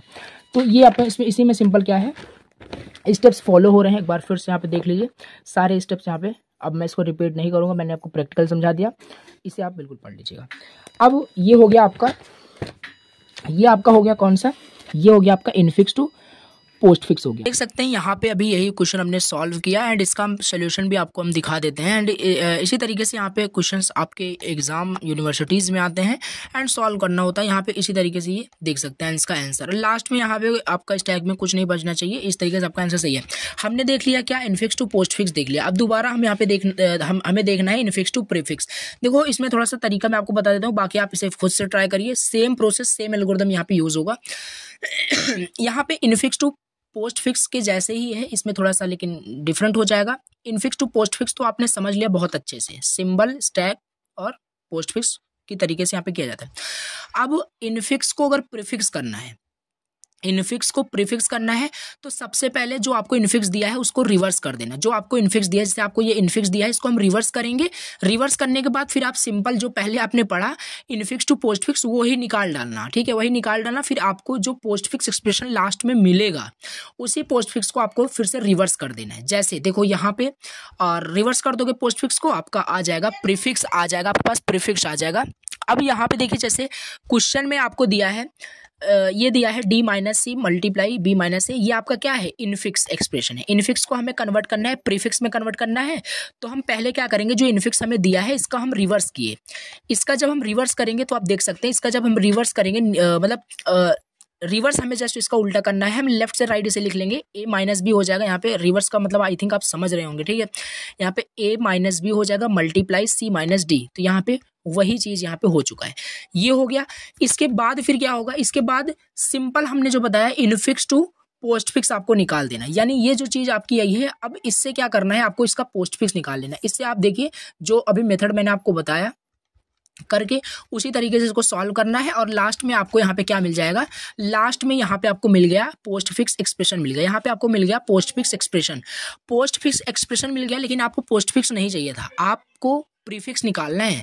तो ये जो पोस्ट फिक्स आया है इसको रिवर्स कर दो, ये जो पोस्ट फिक्स आया है इसको रिवर्स कर दो। रिवर्स कर दोगे तो multiply minus D C minus B A हो जाएगा, जो कि ये देखिए ये रहा आपका प्रीफिक्स, इसका ये है इसका प्रीफिक्स एक्सप्रेशन, ठीक है। उसको रिवर्स करने के बाद बस यही है आपका इनफिक्स टू प्रीफिक्स हो गया। और ऊपर सारे रूल्स लेके आप उसे समझ सकते हैं। अब दूसरा जो हमारा यहाँ पे है, दूसरा हम देखते हैं जो हमें यहाँ पे पढ़ना है पोस्ट फिक्स को इनफिक्स में, पोस्ट फिक्स को प्रीफिक्स में। देखो कंफ्यूज आपको बिल्कुल भी नहीं होना है कि ये कितने सारे एक्सप्रेशंस हैं, आप समझ लीजिए कैसे हो रहे हैं। अब जैसे मैंने आपको बताया था कि प्रीफिक्स टू इनफिक्स बहुत ज़्यादा इंपॉर्टेंट होता है। प्रीफिक्स को इनफिक्स में, इसको मैं बिल्कुल अवॉइड कर रहा हूँ क्योंकि मैं कंफ्यूज बिल्कुल भी नहीं करना चाहता। ये एग्जाम में इस तरीके से क्वेश्चन नहीं। तो अभी हमें नेक्स्ट जो यहाँ पे एक्सप्रेशन पढ़ना है कन्वर्ट करने का, वो है आपका प्रीफिक्स को इनफिक्स में कन्वर्ट करना। ये आपके एग्जाम में आता है। इनफिक्स टू पोस्ट फिक्स आ सकता है, इनफिक्स को हमने प्रीफिक्स भी देख लिया उसी के साथ में। अब यहाँ पे हमें देखना है प्रीफिक्स को कैसे इनफिक्स में कन्वर्ट करते हैं, प्रीफिक्स को इनफिक्स में, ठीक है। प्रीफिक्स को हमें इनफिक्स में कन्वर्ट करना है। देखो अब पहला स्टेप ये होता है, जो आपका प्रीफिक्स है इसको आप फिर से रिवर्स कर लो। जैसे हमने इनफिक्स को प्रीफिक्स किया था, हमने इनफिक्स को जब प्रीफिक्स किया था तो आपको पता है हमने रिवर्स किया था इनफिक्स का। उसी तरीके से प्रीफिक्स का हम यहाँ पे क्या करेंगे, रिवर्स कर देंगे। रिवर्स करने के बाद अब थोड़ा सा यहाँ पे स्टेप थोड़ा सा दूसरा आ गया है। अब देखिए यहाँ पे समझते हैं दूसरा स्टेप क्या है। दूसरा स्टेप बोल रहा है रीड करिए एक्सप्रेशन को left to right, left to right expression को आपको रीड करना है after reverse the prefix expression. Third step में if we read operand, operand push to stack, अगर हमें ऑपरेंड मिलता है हम उसे पुश कर देंगे स्टैक में। अगर हमें ऑपरेटर्स मिल जाते हैं तो हम उसको क्या लिखें, अगर हमें कोई ऑपरेटर वहां पे मिल जाता है, ऑपरेटर मिल जाता है तो हम पॉप करेंगे टू ऑपरेंड्स को। फर्स्ट ऑपरेंड हमारा ऑपरेंड 1 होगा, सेकंड ऑपरेंड हमारा ऑपरेंड 2 होगा, और इसको हम ऐड कर देंगे इस तरीके से, क्योंकि इनफिक्स आपका क्या होता है, इनफिक्स में आपका ऑपरेटर दो ऑपरेंड्स के बीच में होता है। इसको हम प्रैक्टिकल करके चलिए देख लेते हैं, समझ में आ जाएगा। जैसे ये आपका दिया था, ये आपका एक्सप्रेशन अगर आपको समझ में आ रहा होगा देख करके, ये प्रीफिक्स दिया है और इसे आपको बोला है कि इनफिक्स में आप कन्वर्ट करिए। किसमें, इनफिक्स में कन्वर्ट करिए। प्रीफिक्स को इनफिक्स में पहला स्टेप क्या है, इसका क्या करो, रिवर्स कर दो। हमने रिवर्स कर दिया डी सी माइनस बी ए प्लस मल्टीप्लिकेशन, ये आ गया हमारे पास, क्या आ गया, इसका रिवर्स आ गया, ये रिवर्स आ गया। अब इसको हम क्या करेंगे, स्टैक में इसको हम पुश करते हैं। तो ये बनाया हमने स्टैक, ये बनाया स्टैक, ठीक है, स्टैक बनाया। स्टैक में हम यहाँ पे लेफ्ट टू राइट क्या करते हैं, रीड करना स्टार्ट करते हैं। पहला आपका ऑपरेंड है, दूसरा ऑपरेंड है, तो हम पहले ऑपरेंड को यहाँ पे हमने पुश कर दिया, डी हो गया। फिर दूसरे ऑपरेंड को हमने पुश कर दिया, सी हो गया, ठीक है। अब जैसे हम आगे बढ़े तो हमें यहाँ पे क्या मिला, ऑपरेटर। जैसे ही ऑपरेटर मिलता है हम रुक जाते हैं। ऑपरेटर यहाँ पे मिल चुका है, माइनस था यहाँ पे, माइनस ऑपरेटर यहाँ पे मिल चुका है। जैसे ही माइनस ऑपरेटर मिलेगा तुरंत हम क्या करेंगे, ऊपर के जो दो आपके ऑपरेंड्स होंगे उसको हम पॉप कर लेंगे और पहले वाले को हम ऑपरेंड 1 बोलेंगे और दूसरे वाले को हम ऑपरेंड 2 बोलेंगे, और दोनों को हम इस तरीके से अरेंज करेंगे कि आपका इनफिक्स बन जाए। हमें इनफिक्स कन्वर्ट करना था तो ये ऑपरेशन 1 है, ऑपरेशन 1 और ऑपरेशन 2, बीच में आपका कौन सा ऑपरेटर लगेगा? बीच में आपका ऑपरेटर वो लगेगा जिस ऑपरेटर के आने से आप रुक गए थे, फिर आपने पॉप करना स्टार्ट किया था, तो माइनस था। सिंपल यहाँ पे हम माइनस लगा देंगे। ये हमारे पास आ गया ऑपरेटर 1 माइनस ऑपरेटर 2। तो ऑपरेटर 1 क्या था? C माइनस डी, हमारे पास ओवरऑल यहाँ पे कहने का मतलब है C माइनस डी आ गया है। अब ये C माइनस डी जो आएगा, इसको फिर से आपको यहाँ पे स्टैक में पुश कर देना है। इसको इस तरीके से अरेंज करने के बाद इनफिक्स में इसको क्या करना है, स्टैक में फिर से पुश कर देना है। स्टैक में जैसे ही पुश कर दोगे, फिर इसके बाद फिर से रीड करना स्टार्ट करो। यहाँ तक हो गया था, हम फिर पहुँचे B को, B हमने इंसर्ट कर दिया, फिर हमने A को वहाँ पे पुश कर दिया, फिर हमने प्लस यहाँ पे आ गए। अब फिर क्या करेंगे, A प्लस बी हो जाएगा। अभी यहाँ पे देखिए उसी तरीके से यहाँ पे करना है। हम यहाँ पे दोबारा जब यहाँ पे इंसर्ट किए, देखिए यहाँ पे हमने B पहले इंसर्ट किया, फिर A इंसर्ट किया, फिर इसके बाद हमें प्लस आ गया था, हम रुक गए थे, फिर इसे ऑपरेंड 1 मान लिया था, इसे ऑपरेंड 2 मान लिया था, दोनों को हमने प्लस कर दिया था प्लस ऑपरेटर का यूज़ करके, और A प्लस बी आपका ये आ गया। अब इसके बाद इतना दो स्टेप हो गया। इसके बाद फिर हम आगे मूव किए, यहाँ तक हो गया, तो हमें मिल गया मल्टीप्लिकेशन। ये डायरेक्टली हमें ऑपरेटर मिल गया। ऑपरेटर मिल गया तो हम सिंपल सी बात है, जो हमारे पास ऊपर के दो आपके ये हैं, इसको हम ऑपरेटर 1 ऑपरेटर 2 मान लेंगे और इसी को मल्टीप्लाई कर देंगे। ये देखिए ये बन गया आपका क्या, इनफिक्स एक्सप्रेशन। बस हो गया। प्रीफिक्स को इनफिक्स में कन्वर्ट करना बहुत इंपॉर्टेंट है। ये ऑल्सो कंबाइन करके ही पूछता है, एक क्वेश्चन में आपसे पूछा जाता है। तो ये चीज़ भी आपको कंसेप्ट पता चल, रिवर्स करके देख सकते हैं अगर समझ में नहीं आया तो। ये हो गया। अभी थोड़ा सा मूव करते हैं नेक्स्ट टॉपिक की ओर। ठीक है, अब हम पढ़ेंगे स्टैक का जो एप्लीकेशन था। स्टैक का एप्लीकेशन रिकर्जन था, और हमने एक्सप्रेशन एवैल्यूएशन देख ही लिया। अभी हमें टावर ऑफ हनोई भी आगे पढ़ना है। हम पहले रिकर्जन देख लेते हैं। देखो रिकर्जन क्या होता है। रिकर्जन क्या है?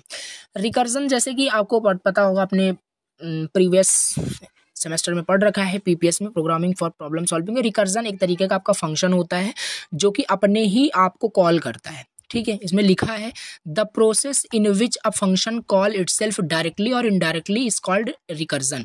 रिकर्जन जो फंक्शन होता है, ये एक रिकर्जन एक तरीके का फंक्शन होता है जो अपने आप को कॉल करता है। अपने आप को कॉल इटसेल्फ डायरेक्टली, या तो डायरेक्टली कॉल करेगा या तो इनडायरेक्टली कॉल करेगा, वही होता है आपका रिकर्जन फंक्शन। रिकर्जन क्या होता है? रिकर्जन एक फंक्शन होता है। ए इज आइदर कॉल्ड डायरेक्टली और इनडायरेक्टली। अब देखिए रिकर्जन आपका दो टाइप्स का होता है, या तो रिकर्जन कोई भी फंक्शन अपने आप को डायरेक्टली कॉल कर रहा होगा, या तो इनडायरेक्टली कॉल कर रहा होगा। अब ये डायरेक्टली इनडायरेक्टली क्या है, आपको रिकर्जन तो पता चल गया कि जो ऐसा फंक्शन जो अपने आप को कॉल करता है वो रिकर्जन होता है। वो चाहे डायरेक्टली कॉल करे चाहे इनडायरेक्टली। अब यहाँ पे दो एग्जांपल दिए हैं, देखिए जैसे पहला एग्जांपल दिया है, यहाँ पे कोई एक फंक्शन डेफिनेशन लिखी हुई है, और फंक्शन के अंदर कुछ कोड यहाँ पे लिखा हुआ रह सकता है, और इसी के अंदर फिर से इसने अपने ही फंक्शन को फिर से कॉल कर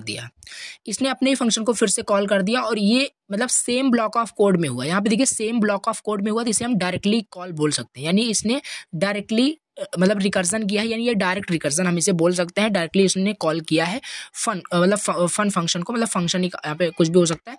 तो ये आपका हो जाएगा रिकर्जन, यानी ये फंक्शन अपने ही आपको कॉल कर रहा है, तो ये रिकर्जन फंक्शन है, रिकर्सिव फंक्शन हम बोल सकते हैं। और ये डायरेक्टली कॉल हो रहा है क्योंकि सेम ब्लॉक ऑफ कोड में कॉलिंग हो रही है। अब इनडायरेक्टली क्या होता है?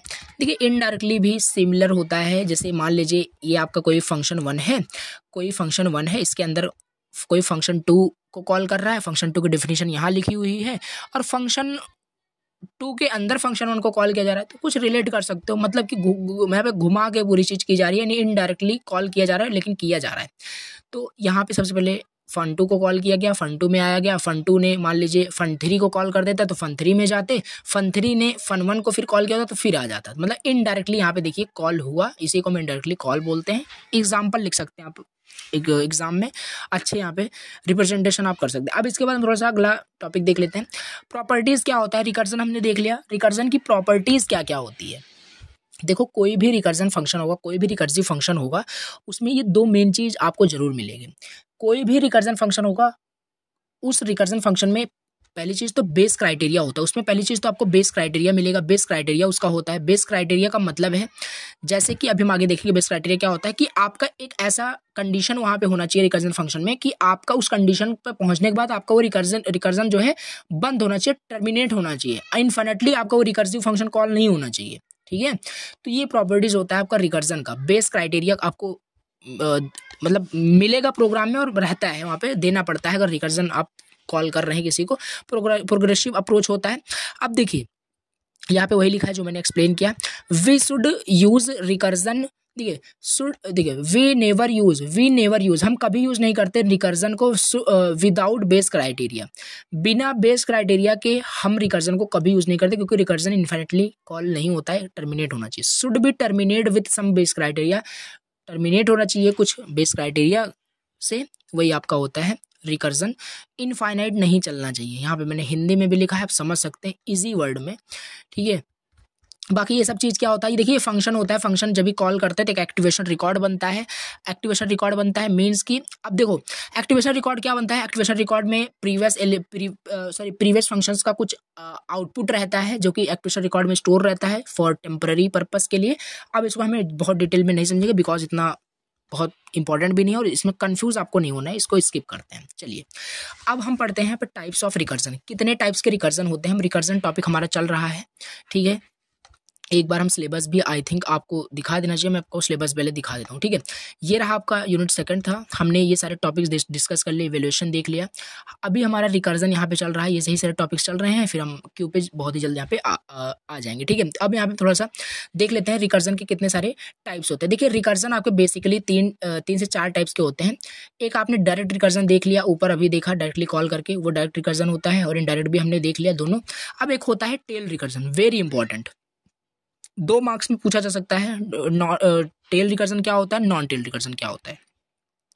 तो ये टाइप्स ऑफ रिकर्जन में हो गया, direct recursion, indirect recursion, tail recursion, non tail recursion. अब टेल रिकर्जन क्या होता है, टेल रिकर्जन देखिए, a recursive function is called tail recursion if recursive is the last thing done by a function. मतलब देखिए समझिए, देखिए जैसे एक सेकंड, जैसे देखिए उसको समझते हैं बहुत ही इजी टर्म में। जैसे टेल रिकर्जन क्या होता है, इंपॉर्टेंट है। एक मतलब टेल रिकर्जन एक टाइप ऑफ आपका सबसे पहले फंक्शन रिकर्जन फंक्शन होता है, जो कि ये इसको हम टेल रिकर्जन तब कहेंगे जब आपका जो रिकर्सिव कॉल है, रिकर्सिव जो फंक्शन है, वो लास्ट थिंग होगा जो फंक्शन के द्वारा किया जा रहा होगा। There is a no need to keep record of previous state, कोई भी जरूरत नहीं होती है प्रीवियस स्टेट की रिकॉर्ड को रखने की। जैसे ये आपका फंक्शन है कोई, ये फंक्शन की डेफिनेशन है, और यहाँ पे देखिए बेस क्राइटेरिया इसी को बोलते हैं। यहाँ पे कुछ बेस क्राइटेरिया दिया गया है, और एन की वैल्यू यहाँ पे मान लो यूजर 10 एंटर करता है तो काफ़ी टाइम ये आपका मतलब एग्जीक्यूट होगा, लेकिन एट द टाइम ये आपका एन की वैल्यू जब 0 हो जाएगा तो ब्रेक हो जाएगा आपका, ठीक है। तो ये चीज़ है, हम मान लेते हैं हमारे पास फंक्शन दिया गया है, इसमें बेस क्राइटेरिया दिया गया है। अब देखिए रिकर्सिव कॉल कहाँ है, रिकर्सिव यानी टेल रिकर्जन यहाँ पे हो रहा है। देखिए टेल रिकर्जन यहाँ पे हो रहा है। ये टेल रिकर्जन कैसे, क्योंकि ये लास्ट थिंग है, ये फंक्शन की लास्ट थिंग है जो कि डन हो रही है बाय फंक्शन। इस फंक्शन के द्वारा ये जो आपका रिकर्सिव फंक्शन है लास्ट थिंग है, मतलब इसके आगे कुछ भी नहीं है, इसके आगे मेन फंक्शन है वो तो कोई मतलब नहीं। तो ये चीज़ है, मतलब यहाँ पे प्रिंट सारी चीज़ें जो भी है नंबर प्रिंट करते जा रहा है, लास्ट थिंग ये है, मतलब कि इसमें कोई ज़रूरत नहीं है कि इसमें कोई एक्टिवेशन रिकॉर्ड बने, कोई प्रीवियस स्टेटस को रिक्वायरमेंट है। बाकी कंफ्यूज बिल्कुल मत होना। टेल रिकर्जन का सिंपल मतलब होता है recursive function is called a tail recursion if a recursive call is the last thing done by a function that is called a tail recursion। ये एग्जाम्पल आप एग्जाम में बना सकते हैं, मतलब रिकर्जन को लास्ट होना चाहिए, उसके आगे कोई स्टेप्स नहीं होना चाहिए, ठीक है। अभी नॉन टेल रिकर्जन यही हम इसके नीचे कर देंगे, यानी कि आपका इसी का अपोजिट हो जाएगा टेल रिकर्जन का। अब हम चलिए देख लेते हैं, ठीक है। अब नॉन टेल रिकर्जन क्या होता है, a recursive function is a non tail recursion if the recursive function is the not last thing done by a function. अब रिकर्सिव फंक्शन ये आपका लास्ट थिंग नहीं होगा, यानी इसके बाद आपका कुछ वहाँ पे आउटपुट के लिए कुछ वहाँ पे कोड लिखा होगा, ठीक है। लास्ट थिंग ये नहीं होगा, और एक रिक्वायरमेंट होती है प्रीवियस स्टेट की, यहाँ पे नीड होती है, एक रिकॉर्ड मतलब यहाँ पे ज़रूरत होती है।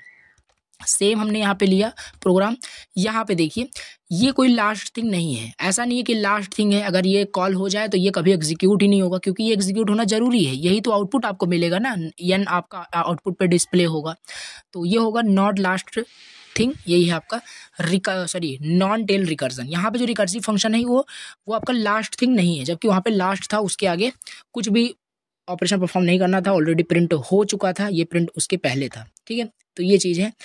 अब ये हो गया। अब इसके बाद हम थोड़ा सा अगला टॉपिक देख लेते हैं, ये हो गया आपका tail recursion, non tail recursion. अब थोड़ा सा हम रिकर्जन पे बेस्ड प्रॉब्लम करते हैं। रिकर्जन पे बेस्ड प्रॉब्लम करते हैं एग्जाम में एज अ प्रोग्राम के रूप में हम इसे समझ सकते हैं। प्रोग्राम इस यूनिट से क्या क्या आ सकते हैं। जो प्रोग्राम है वो सबसे पहले फैक्टोरियल का आपसे प्रोग्राम पूछ सकता है। फैक्टोरियल क्या होता है बिल्कुल भी एक्सप्लेन नहीं करेंगे, ऑलरेडी आपको पता है फैक्टोरियल क्या होता है। फैक्टोरियल क्या होता है, फिबोनाची सीरीज आपको पता है, टावर ऑफ हनोई भी इसका मतलब आता है प्रोग्राम। ठीक है, अब हम प्रोग्राम चलिए देख लेते हैं। सबसे पहले फैक्टोरियल का यहाँ पे हम देखेंगे। फैक्टोरियल का हम देखते हैं क्या होता है। फैक्टोरियल का हम देख लेते हैं। ठीक है, एक सेकेंड। हाँ, यहाँ पे देखते हैं फैक्टोरियल का, फैक्टोरियल एंड फिबोनाची। अब यहाँ पे सबसे पहले हम देखते हैं फैक्टोरियल का प्रोग्राम। ये तो हमने रिकर्जन का देखा, ये तो हमने अभी रिकर्जन देखा क्या होता है, कॉल कैसे क्या होती है, ये सारी हमने देख लिया। अब यहाँ पे फैक्टोरियल का यहाँ पे प्रोग्राम लिखा है, आप इसे समझ सकते हैं। ठीक है, और इसमें एक्सप्लेन करने की कोई ज़रूरत नहीं है, ऑलरेडी आपने इसे समझ रखा है। और अगर आपको अब इसी लैंग्वेज ही नहीं आता है तो कोई फिर यहाँ पे मतलब वो नहीं है, फिर आप इसे मतलब समझ नहीं सकते, तो आप इसे याद भी कर सकते हैं, कोई इशू नहीं है। बाकी ऑलरेडी आप जानते हैं सारी चीज़ें।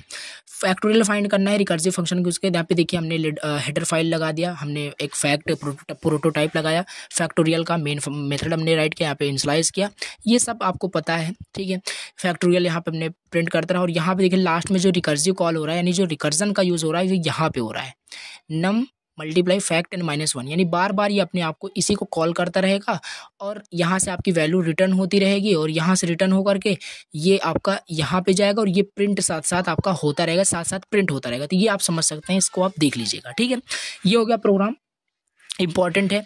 अब इसके बाद यहाँ पे फिबोनाची सीरीज का हम देख लेते हैं। फिबोनाची सीरीज का कैसे क्या होता है। देखिए फिबोनाची सीरीज का यहाँ पे मैंने फंक्शन की डेफिनेशन डायरेक्टली लिख दी है, इसे आप इम्प्लीमेंट कर सकते हैं। अब फिबोनाची सीरीज क्या होता है, जैसे आपका फिबोनाची सीरीज में सबसे पहले 0 1 ये फिक्स होता है। अब इसी से डिराइव होता है, 0 + 1 आपका 1 हो जाएगा, फिर 1 + 1 आपका 2 हो जाएगा, 1 + 2 आपका 3 हो जाएगा, 3 + 2 आपका क्या हो जाएगा 5 हो जाएगा, 5 3 8 क्या हो जाएगा 8 हो जाएगा। ये आपका फिबोनाची सीरीज है। ठीक है, फिबोनाची ऐसे ही मतलब 2 टर्म का यूज़ करके वो डिराइव होता चला जाता है, इसे हम फिबोनाची सीरीज बोलते हैं।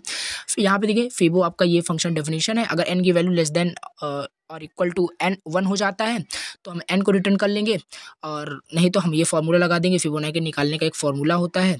बाकी इसे आप देख सकते हैं, फिबो n-1 + फिबो n-2। ठीक है, इसे फंक्शन डेफिनेशन में आपको लिखना है, फंक्शन कॉल आपको करना है, ऑटोमेटिक सारी चीज़ें आपने लिख दी है। बस आप वैसे जैसे यूज़र नंबर एंटर करेगा ये ऑटोमेटिकली सारा प्रोसेस करके फिबोनाची सीरीज जनरेट कर देगा। तो फंक्शन की डेफिनेशन ये है, इसका आप प्रोग्राम भी देख सकते हैं। अब इसके बाद यहाँ पे हम देखते हैं टावर ऑफ हनोई। ये भी क्या है आपका रिकर्जन का ही एप्लीकेशन है। टावर ऑफ हनोई क्या होता है, ये इंडिविजुअल आपसे क्वेश्चन अलग से पूछा जा सकता है।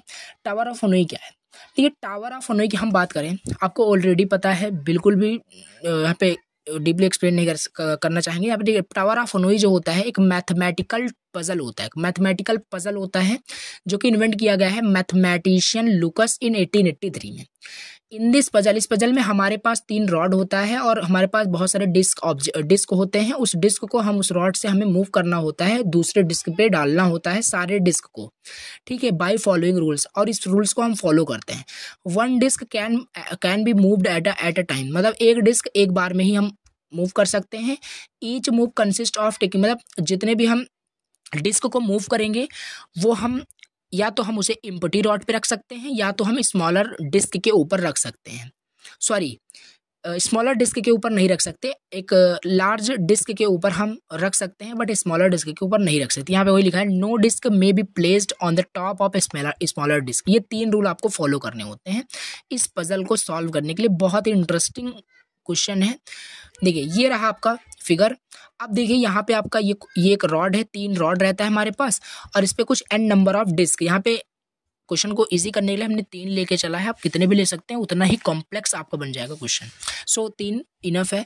3 हमने रॉड ले लिया। अभी तीनों रॉड को हमें इधर से मूव करके इधर शिफ्ट करना है, यूजिंग प्रोग्रामिंग हमें यूज़ करना है, कुछ एल्गोरिथम यूज़ करना है। कैसे करोगे, और कंडीशन दिया है एक बार में एक ही ले जा सकते हो, और बड़े के ऊपर छोटे डिस्क के ऊपर बड़े डिस्क को नहीं प्लेस किया जा सकता है, और एक बार में एक ही जाएगा। तो ये सारी चीज़ें हैं। अब इसी को हमें कैसे करना है, तो सबसे पहले इसका हम एल्गोरिथम देख लेते हैं। इसका एल्गोरिथम क्या होता है, इसका एल्गोरिथम हम देख लेते हैं। इसका एल्गोरिथम ये रहा। एल्गोरिथम ये है, white tower of Hanoi NABC। ABC क्या है, A मतलब नंबर ऑफ डिस्क है, A मतलब कहाँ से जाना है, कहाँ मतलब किस पर उसको रखना है और किस को यूज़ करके। मतलब जैसे यहाँ पे इसको हमने 1 ए दिया था, बी दिया था, सी दिया था, हमें ए से सी जाना है, ए से सी जाना है यूजिंग बी। और ये नंबर ऑफ डिस्क हमारे पास 3 है, ठीक है। चलिए ये हो गया। अगर n की वैल्यू ग्रेटर देन 0 है, बिल्कुल सिंपल सी बात है, हमें पजल सॉल्व करना है तो हमारे पास कुछ ना कुछ डिस्क होगी, 0 डिस्क तो होगी नहीं, नहीं तो हम मूव क्या करेंगे। तो n ग्रेटर देन अगर 0 होता है तो हमारा ये फंक्शन ये ब्लॉक हमारा एग्जीक्यूट होने वाला है। n-1 A to A C B, मतलब ए सी बी। अब ये क्या होता है, देखिए टावर ऑफ फनोई n-1 ए से बी हमें मूव करना है यूजिंग सी।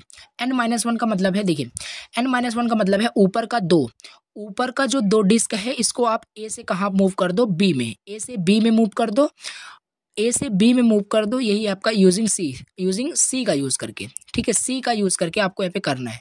एक सेकंड, थोड़ा मिस्टेक हो गया, यानी ए से n-1 डिस्क को लेकर के यहाँ पे प्लेस करना है। यहाँ पे प्लेस करने का मतलब है, चलिए यहाँ पे हम प्लेस कर देते हैं, यहाँ पे हम इसे प्लेस कर देते हैं। यहाँ पे चलिए हमने क्या किया, इसको प्लेस कर दिया n-1, यानी कि 2 डिस्क को हमने प्लेस कर दिया। अब इसके बाद नेक्स्ट क्या है, इसके बाद आपका यहाँ पे है फिर इसके बाद यहाँ पे है फ्रॉम ए टू सी, फिर ए से सी आपको करना है, ए से सी करना है। जब इन दोनों को आप यहाँ पे प्लेस कर दोगे तो यहाँ पे सिंगल बचेगा, इसको आपको क्या करना है, इसको यहाँ पे प्लेस कर देना है और यहाँ पे आपका फिर क्या हो जाएगा, यहाँ पे आपका एक डिस्क यहाँ हो जाएगा, 2 डिस्क यहाँ पे है। इसके बाद क्या करोगे, फिर n-1 डिस्क को, इन डिस्क को क्या करना है, बी टू सी कर देना है using A, B to C using A, यही वहाँ पे होगा, यही आपको लिखना है, बी टू सी, देख सकते हैं बी टू सी होगा यूजिंग ए n-1 डिस्क को। तो यही सिंपल चीज़ है, यही कंसेप्ट यूज़ होगा। बाकी एल्गोरिदम ये हो गया आपका, ठीक है, जो एल्गोरिदम लिखने के लिए आता है। अब प्रोसीजर इसका क्या होता है, थोड़ा सा प्रोसीजर टर्म में देख लेते हैं। पहला स्टेप क्या था, मूव करिए n-1 डिस्क को फ्रॉम कहाँ, ए से बी यूजिंग सी था, move disk from A to C, A से सी हमें मूव करना है डिस्क को, फिर उसके बाद मूव करना है n-1 डिस्क को from B to C, B से सी हमें मूव करना है डिस्क को यूजिंग ए। तो ये हमारा प्रोसीजर होता है। अब इसी को हम थोड़ा सा स्टेप बाय स्टेप देख लेते हैं। जैसे हमारे पास देख लीजिए, हमारे पास let we have a 3 disk, ये डिस्क था, इसी डिस्क को हमें यहाँ पे मूव ऑन करना है। तो इसको हमने 1 2 3 आप नंबर दे सकते हैं, ए एंड बी एंड सी हो गया। तो एन की वैल्यू 3 हो गया, ए की वैल्यू 1 हो गया, बी की वैल्यू 2 हो गया, सी की वैल्यू 3 हो गया। एन मतलब नंबर ऑफ डिस्क आपके 3 हैं, ए का मतलब यहाँ पे 1 है, बी का मतलब 2 है, सी का मतलब यहाँ पे 3 है, ठीक है। पहला रॉड, दूसरा रॉड एंड तीसरा रॉड, ठीक है। अब यहाँ पे क्या करना है, इसी को थोड़ा सा रिकर्सिव फंक्शन करके दिखा देना है, रिकर्सिव फंक्शन करके दिखा देना है, ये चीज़ आपको पता है। अब यहाँ पे क्या करना है, सबसे पहला स्टेप क्या था, n-1, सबसे पहला स्टेप था n-1 यानी कि 3 - 1 2 हो जाएगा, 2 हो जाएगा। फिर उस पहला स्टेप क्या था, ए टू बी था, ए टू बी यानी ए से बी जाना है, ए से बी आप करोगे तो 1 से आपका क्या होगा, 1 से आपका 2 हो जाएगा यूजिंग सी, 1 से 2 आपका जाएगा यूजिंग सी, ठीक है। फिर इसको आप ऊपर से ए बी सी करके देंगे। अब यहाँ से 1 2 3 फिर जाना है, 1 2 3। सेकंड स्टेप में क्या था, सिंपल उसी एल्गोरिथम को हम फॉलो कर रहे हैं। देखो इसमें बताना थोड़ा पॉसिबल नहीं है। अब यहाँ से हमने पहले यहाँ पे ए टू बी किया था using C, A to B किया था यूजिंग सी, उसके बाद ए टू सी करना है और फिर हमें बी टू सी करना है यूजिंग ए, ठीक है। तो ये चीज़ें हैं और इसी को आप सिंपल इसको हम एक्सप्लेन कर सकते हैं with a pen and paper and अब ऐसे पॉसिबल नहीं है। और स्क्रीन पे एक थोड़ा सा आपको यहाँ पे वीडियो आ रहा होगा, जाके आप उसे देख सकते हैं। टावर ऑफ फनोई का ये रिकर्सिव का जो मेथड है ये आपको बिल्कुल समझ में आ जाएगा। बाकी बहुत ईजी है, यहाँ पे थोड़ा सा समझाने में प्रॉब्लम हो सकती है क्योंकि बहुत ही यहाँ पे मिल चुका है, तो थोड़ा सा इशू क्रिएट हो जाएगा। सो यहाँ पे बाकी इसे आप बिल्कुल देख लीजिएगा। तो यहाँ पे वही सेम चीज़ है, n-1 यहाँ पे हमने किया, फिर हमने ए टू क्या किया, ए टू हमने सी किया, ए टू सी करने के बाद फिर आपका बी हो जाएगा, ठीक है। मतलब यहाँ पे इसको मत देखिए कि ए बी सी क्या है, मतलब ए टू सी करना है। ए टू सी पहले करिए, ए आपका 1 हो गया, सी क्या था 3 हो गया, किसका यूज़ करके 2 का यूज़ करके बी का, ये हो गया। फिर उसके बाद ए टू सी आपने किया था, ए टू सी आपने लिख दिया, उसके बाद फिर n-1 फिर बी ए सी किया था आपने, बी लिखा यहाँ पे ये, ए लिखा यहाँ पे ये और सी लिखा ये, ऊपर आपने फिर से ए बी सी यहाँ पे फिर से नंबरिंग कर दी, ऊपर से आपका फिर से एन ए बी सी आपको नंबरिंग करना पड़ता है। इसी टाइप से आप करते जाओगे तो यहाँ पे आपका लास्ट में यहाँ पे इस तरीके से कुछ आएगा। अब देखो यहाँ पे सबसे पहले आपको फंक्शन कॉल निकालने के लिए, मूव निकालने के लिए कुछ मेथड होते हैं, कुछ फॉर्मूले होते हैं। अब देखिए फंक्शन कॉल निकालना, अगर टावर ऑफ हनोई में फंक्शन कॉल निकालना है तो एक फॉर्मूला होता है 2n+1 - 1 फंक्शन कॉल निकालने के लिए, ठीक है। जैसे हमारे पास 3 डिस्क थे, अगर हम यहाँ पे 3 प्लेस कर दें तो हमारे पास ओवरऑल फंक्शन कॉल 15 आ जाएगा। हमारे पास 15 फंक्शन कॉल हो जाएगा। और जब आप इस रिकर्सिव फंक्शन को करोगे तो यहाँ पे देखोगे आपके टोटल जो है फंक्शन कॉल जो है 15 हो रहे होंगे, ठीक है। ये रिकर्सिव फंक्शन है। अब यहाँ पे फंक्शन कॉल निकालने का ये आपसे डायरेक्टली 2 मार्क्स में क्वेश्चन पूछा जा सकता है। आपको कुछ नंबर ऑफ डिस्क दे दे और बोले कितने फंक्शन कॉल होंगे वो बताओ, कितने मूव होंगे ये बताओ। फंक्शन कॉल निकालने के लिए 2n+1 - 1 होता है और मूव निकालने के लिए 2n-1 होता है। 2n-1 होता है मूव निकालने के लिए। मूव निकालने के लिए 2n-1 होता है और फंक्शन कॉल निकालने के लिए 2n+1 - 1 होता है। याद रखना, n मतलब नंबर ऑफ डिस्क रख देना, 2 मार्क्स के क्वेश्चन आ सकते हैं। अब जो हमने स्टेप किया, जो मैंने स्टेप आपको वहाँ पे किया था, ठीक है, जो हमने स्टेप यहाँ पे किया इस रिकर्सिव में किया, इसी स्टेप्स को हमें क्या करना है 1 बाय 1 करके इस प्रोग्रेसिव अप्रोच का यूज़ करके हमें क्या करना है इसमें इम्प्लीमेंट करना है काफ़ी स्टेप में। टावर ऑफ हनोई में पहला देखिए 1 2 3 हमने किया, मतलब A to C किया। A to C हम करेंगे, A to C करेंगे, A to C यहाँ पे कर दिया, ठीक है। A to C यहाँ पे कर दिया, यहाँ पे 2 ही बचा था और एक यहाँ पे आ गया। अब इसके बाद यहाँ पे क्या होगा, यहाँ पे 1 to 2 करेंगे, 1 to 2, फिर इससे हम एक यहाँ पे, मतलब देखिए यहाँ पे पूरा यहाँ पे प्रोसेस लिखा है, आप इसे देख भी सकते हैं और इसे खुद भी कर सकते हैं। बहुत ही यहाँ पे मतलब इजी टू अंडरस्टैंड है। बाकी ये वो रिकर्जन जब तक समझ में नहीं आएगा कि कैसे ऊपर वो रिकर्सिव हुआ, तब तक ये आप नहीं कर सकते ये वाला। तो अब देखिए इसमें टोटल 7 मूव्स थे। 7 मूव्स में आपका पूरा इंटायर जो डिस्क था दूसरे वाले डॉट पे आ जाएगा, ठीक है। अब यहाँ से 3 to पहला 1 to 3 हो गया, 1 to 2 हो गया, 3 to 2 हो गया, क्या हो गया, सॉरी 3 to 2 हो गया। उसके बाद यहाँ पे एक सेकंड, हाँ 3 to 2 हो गया, उसके बाद 2 to 1 हो गया, 2 to 3 and 1 to 3 and at the last देखोगे टोटल नंबर ऑफ जो आपके मूव हुए वो 7 हुए और यहाँ पे सारे डिस्क यहाँ पे मूव हो चुके हैं। तो ये इस तरीके से आप इसे मतलब सॉल्व कर सकते हैं इस पजल को। थोड़ा सा इंटरेस्टिंग क्वेश्चन है, बाकी आपने देख लिया होगा, मैंने वीडियोस भी यहाँ पे इंसर्ट कर दिया था जहाँ से इसको समझना है आपको, ठीक है। अब हम एडवांटेज देख लेते हैं, क्या होता है एडवांटेज आपका रिकर्जन का। रिकर्जन का एडवांटेज क्या होता है, जो रिकर्जन होता है इसका एडवांटेज क्या है। देखो रिकर्जन आपके कोड को बहुत ही मतलब ईजियर बना देता है राइट करने में, आपको बहुत बड़ा कोड लिखना नहीं पड़ता है, सारी चीज़ें आप रिकर्जन की हेल्प से कर सकते हैं। अब फिबोनाची का सीरीज की जैसे बात करें, अगर नॉर्मली करोगे तो बहुत ही कोड का जो लेंथ है बड़ा बनता है, बट आप रिकर्सिव के हेल्प से फॉर्मूला आपने यूज़ कर दिया, रिकर्सिव यूज़ कर दिया आपने, क्या हुआ ईजी हो गया वो आपका। तो पहला एडवांटेज ये है, आपके माइंड में जितना आ रहा है वो भी लिख सकते हैं। सॉल्व करने के लिए सच प्रॉब्लम जैसे कि टावर ऑफ हनोई प्रॉब्लम्स को सॉल्व करने के लिए भी आपका रिकर्जन का एडवांटेज है, यूज़ हुआ है।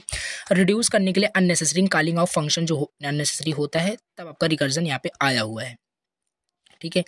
Recursion reduce the length of code, recursion आपका रिड्यूस करता है length of the code, code की लेंथ को ये रिड्यूस करता है। इट इज़ वेरी यूजफुल, और ये बहुत यूजफुल होता है सॉल्विंग डेटा स्ट्रक्चर प्रॉब्लम में रिकर्जन। और ऑलरेडी आपको पता है काफ़ी सारे प्रोग्राम आपने किए होंगे रिकर्जन की हेल्प से, तो other data structure problem issue में भी एडवांटेज का रिकर्जन का होता है। अब इसका हम थोड़ा सा डिसएडवांटेज देख लेते हैं। किसी भी चीज़ का एडवांटेज होता है तो डिसएडवांटेज भी होता है। अब इसका डिसएडवांटेज देख लेते हैं जल्दी से। डिसएडवांटेज क्या है, डिसएडवांटेज ऑफ रिकर्जन।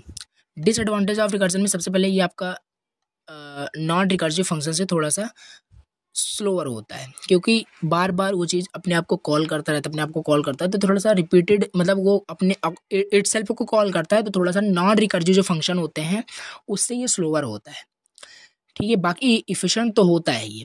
अब it occupies lots of memory, क्योंकि इसमें एक्टिवेशन रिकॉर्ड बनते हैं, प्रीवियस स्टेट का रिकॉर्ड बनता है, तो इसमें लॉट्स ऑफ मेमोरी ऑक्यूपाई होती है आपकी मेमोरी की, ठीक है।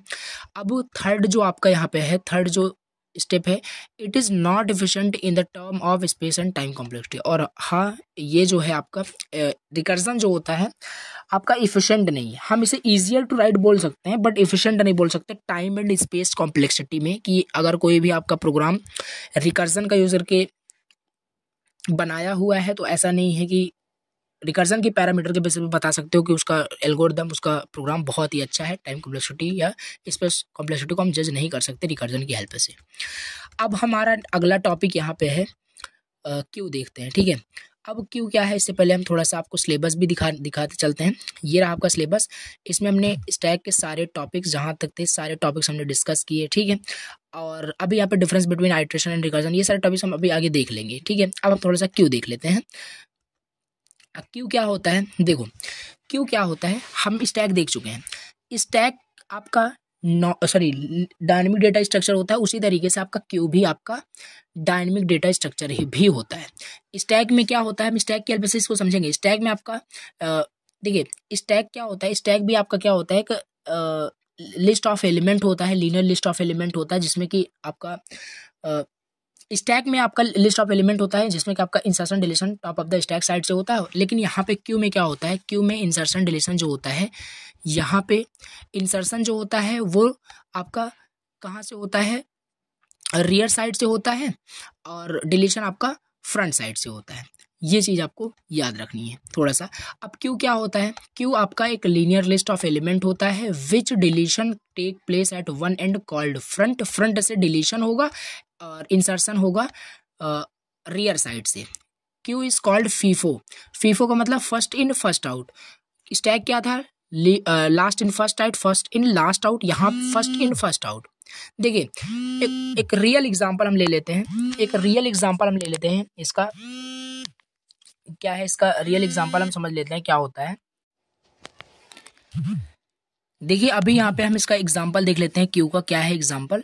जैसे कि देखिए क्यू आपका क्या होता है, Q of movie ticket counter, ये भी एग्जांपल हो सकता है। बैंक एटीएम पे जो क्यू लगता है, क्यू का मतलब है जिसका, क्यू का मतलब जैसे इंतजार, समझ सकते हैं, कुछ रिलेट कर सकते हैं। देखिए जैसे आप बैंक एटीएम में पैसे निकाले जाते हैं तो आप लाइन में लगते हैं, तो वो भी एक तरीका का क्यू है। यहाँ पे देखिए बहुत ही अच्छा एग्जाम्पल यहाँ पे बना दिया है, तो इस तरीके से आप इसे याद कर सकते हो। क्यू यही होता है, इसमें बहुत बड़ी चीज़ नहीं। क्यू इसमें डायनेमिक डेटा स्ट्रक्चर होता है जिसमें कि जो इंसर्शन होता है वो आपका रियर साइड से होता है और जो डिलीशन होता है वो फ्रंट साइड से होता है। मान लीजिए आपका कोई एटीएम है, ठीक है।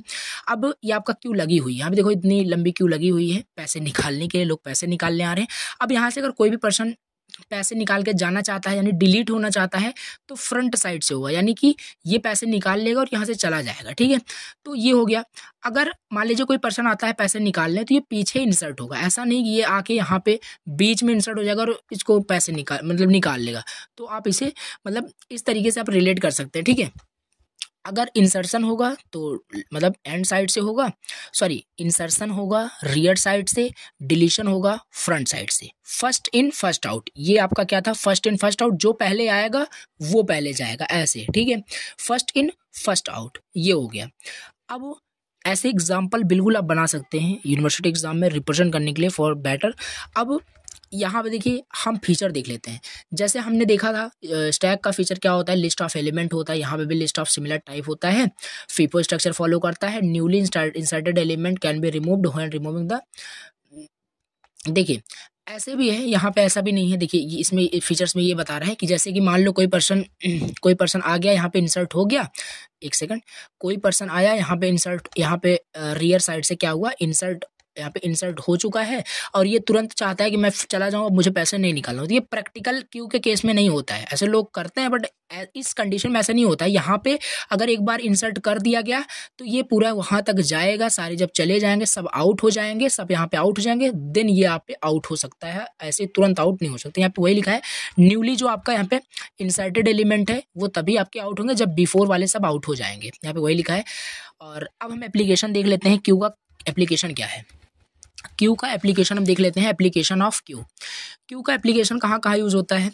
एप्लीकेशन आपका अगर हम देखें रियल लाइफ में, आप प्रिंटर यूज़ करते हैं, प्रिंटर में आप बहुत सारे क्या हैं, अगर रिक्वेस्ट डाल देते हैं, बहुत सारे पेजेस का प्रिंट करने का रिक्वेस्ट डाल देते हैं तो एक पेज प्रिंट होता रहता है, सारे पेजेस वहाँ पे क्यू में लग जाते हैं, जाके उसको सेटिंग में आप देख भी सकते हैं।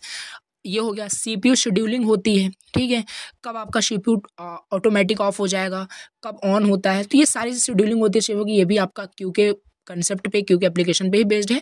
और एक also real life example, call centre, phone call centre में जो क्यू होती है वो भी आपका एक एप्लीकेशन हो सकता है। ट्रैफिक मैनेजमेंट की मैं बात करूँ, ट्रैफिक जब बहुत बढ़ जाता है तो आप वहाँ पे क्यू में लग जाते हैं, वेट करते हैं, तो वो भी आपका एक एग्जांपल है, एप्लीकेशन है। प्रिंटर क्यू तो बता दिया, वेब सर्वर भी आपका कभी कभी यहाँ पे क्यू के कंसेप्ट पे बेस्ड होता है, तो क्यू का एप्लीकेशन आप बहुत सारे लिख सकते हैं। अब हमें देखना है ऑपरेशन ऑफ क्यू। क्यू पे क्या क्या ऑपरेशन हो सकते हैं, क्यू पे क्या क्या ऑपरेशन हो सकता है। देखिए बेसिकली क्यू पे अगर हम ऑपरेशन की बात करें, पहला तो क्यू पे ऑपरेशन हो सकता है enqueue, dequeue, peek and is full and is empty, यही हमें पढ़ना है बस। अब देखिए यहाँ पे क्या है, इनक्यू का मतलब होता है, इनक्यू का मतलब होता है इंसर्शन, और इंसर्शन किस साइड से होगा, रियर साइड से।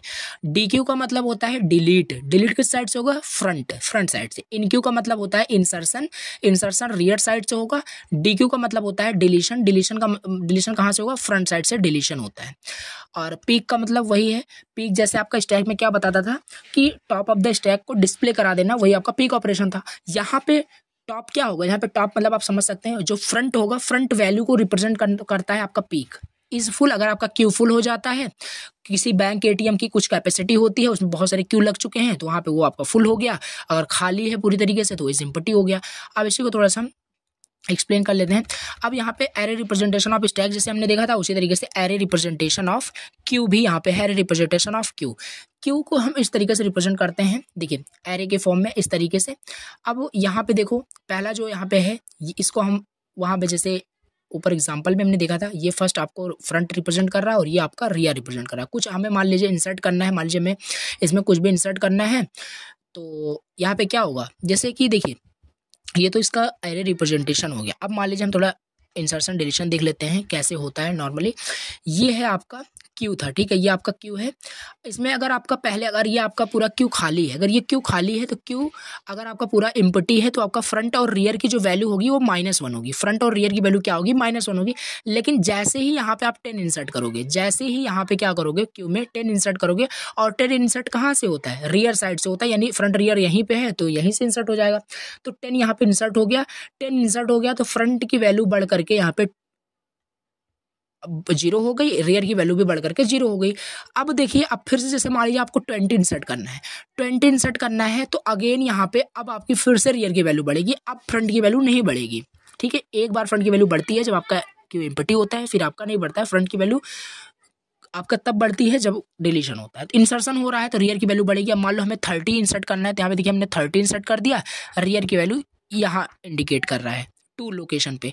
मान लीजिए यहाँ पे 40 इंसर्ट कर देते हैं, 40 इंसर्ट कर देते हैं, देख सकते हैं रियर इसको इंडिकेट कर रहा है, फ्रंट अभी भी वही है, ठीक है, फ्रंट चेंज नहीं हो रहा है।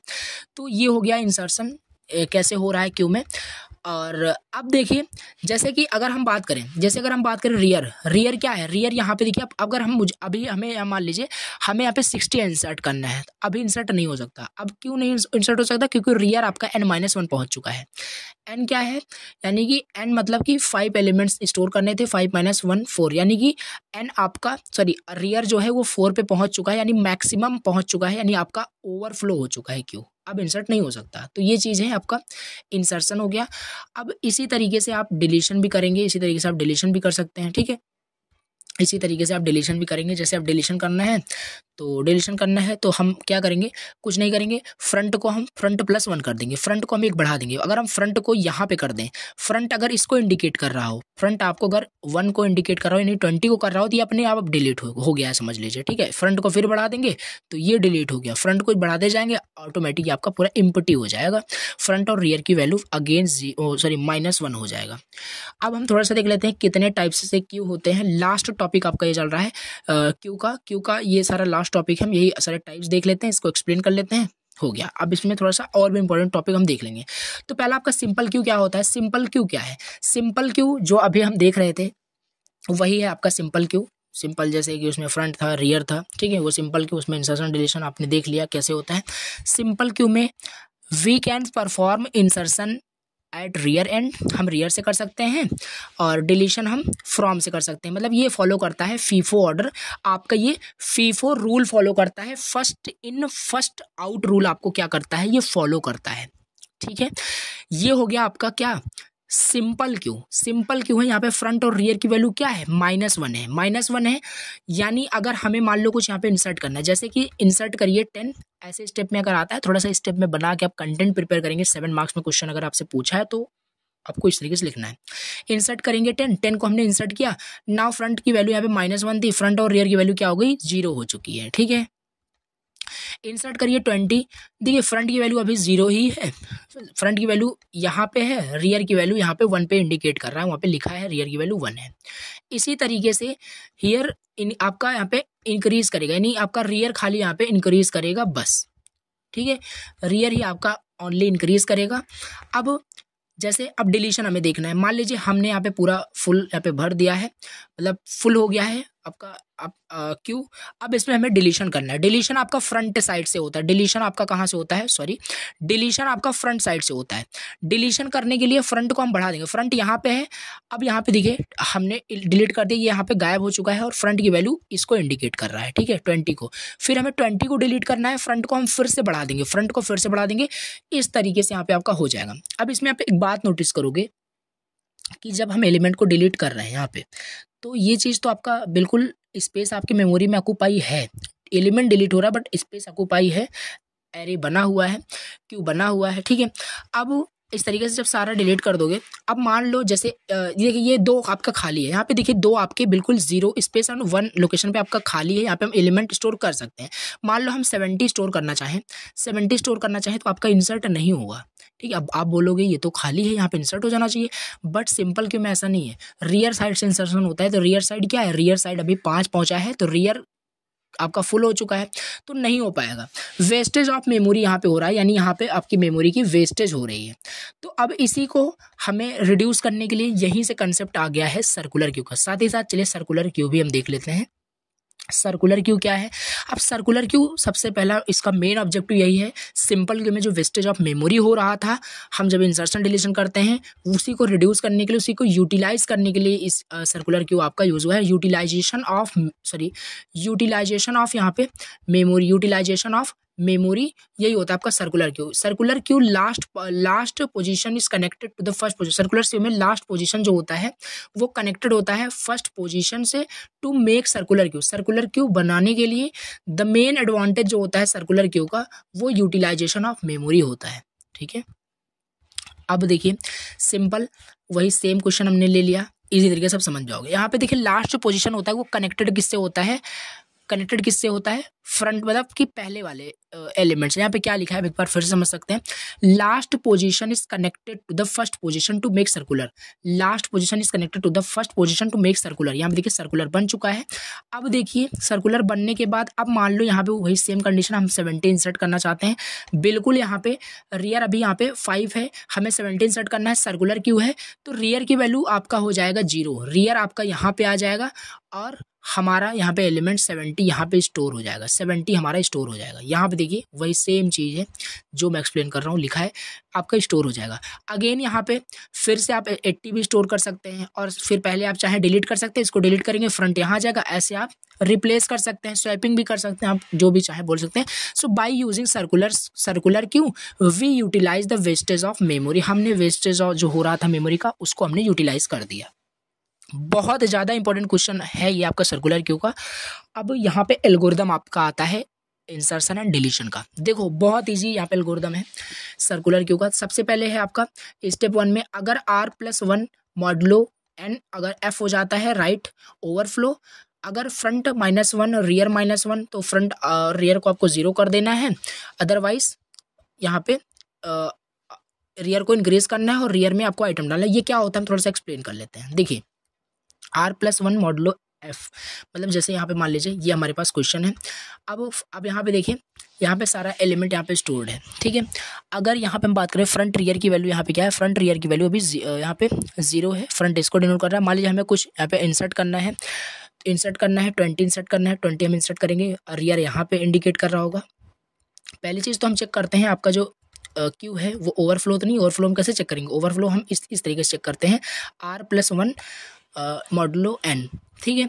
अब r+1 मॉडुलो n, r का मतलब है r रियर क्या है, रियर जैसे अगर हम बात करें रियर अभी मान के चलते हैं 5 है, मान लीजिए पूरा हमने यहाँ पे इंसर्ट कर दिया, r की वैल्यू क्या है, r की वैल्यू यहाँ पे 4 है, यानी 4+1 मॉडुलो n क्या है, नंबर ऑफ एलिमेंट्स कितने, नंबर ऑफ एलिमेंट्स आपके 5 है, यानी आपका 5 डिवाइड बाई आपका कितना होगा 5, यानी कि आपका 0 आ रहा है, यानी कि 0 का मतलब फॉल्स होता है, यानी कि आपका यहाँ पे बिल्कुल ज़ीरो आ रहा है, ज़ीरो आ रहा है मीन्स कि यहाँ पे आपका पूरा स्टैक फुल हो चुका है, अब इंसर्ट नहीं हो सकता, ठीक है।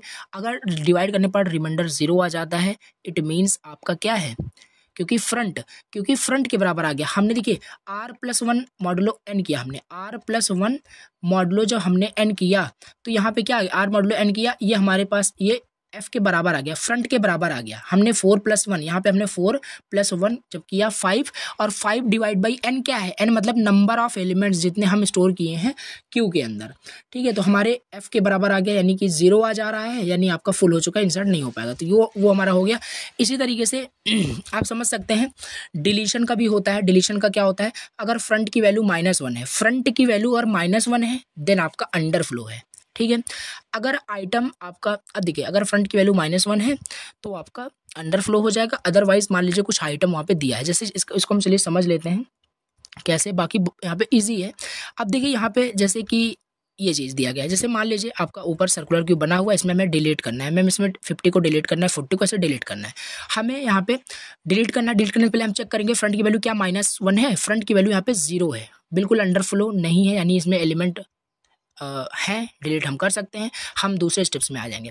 दूसरा स्टेप्स है क्यू ऑफ एफ को आइटम में ले लो, क्यू ऑफ एफ को आइटम में ले लो, यानी आपका डिलीशन जो होता है याद रखना फ्रंट साइड से होता है।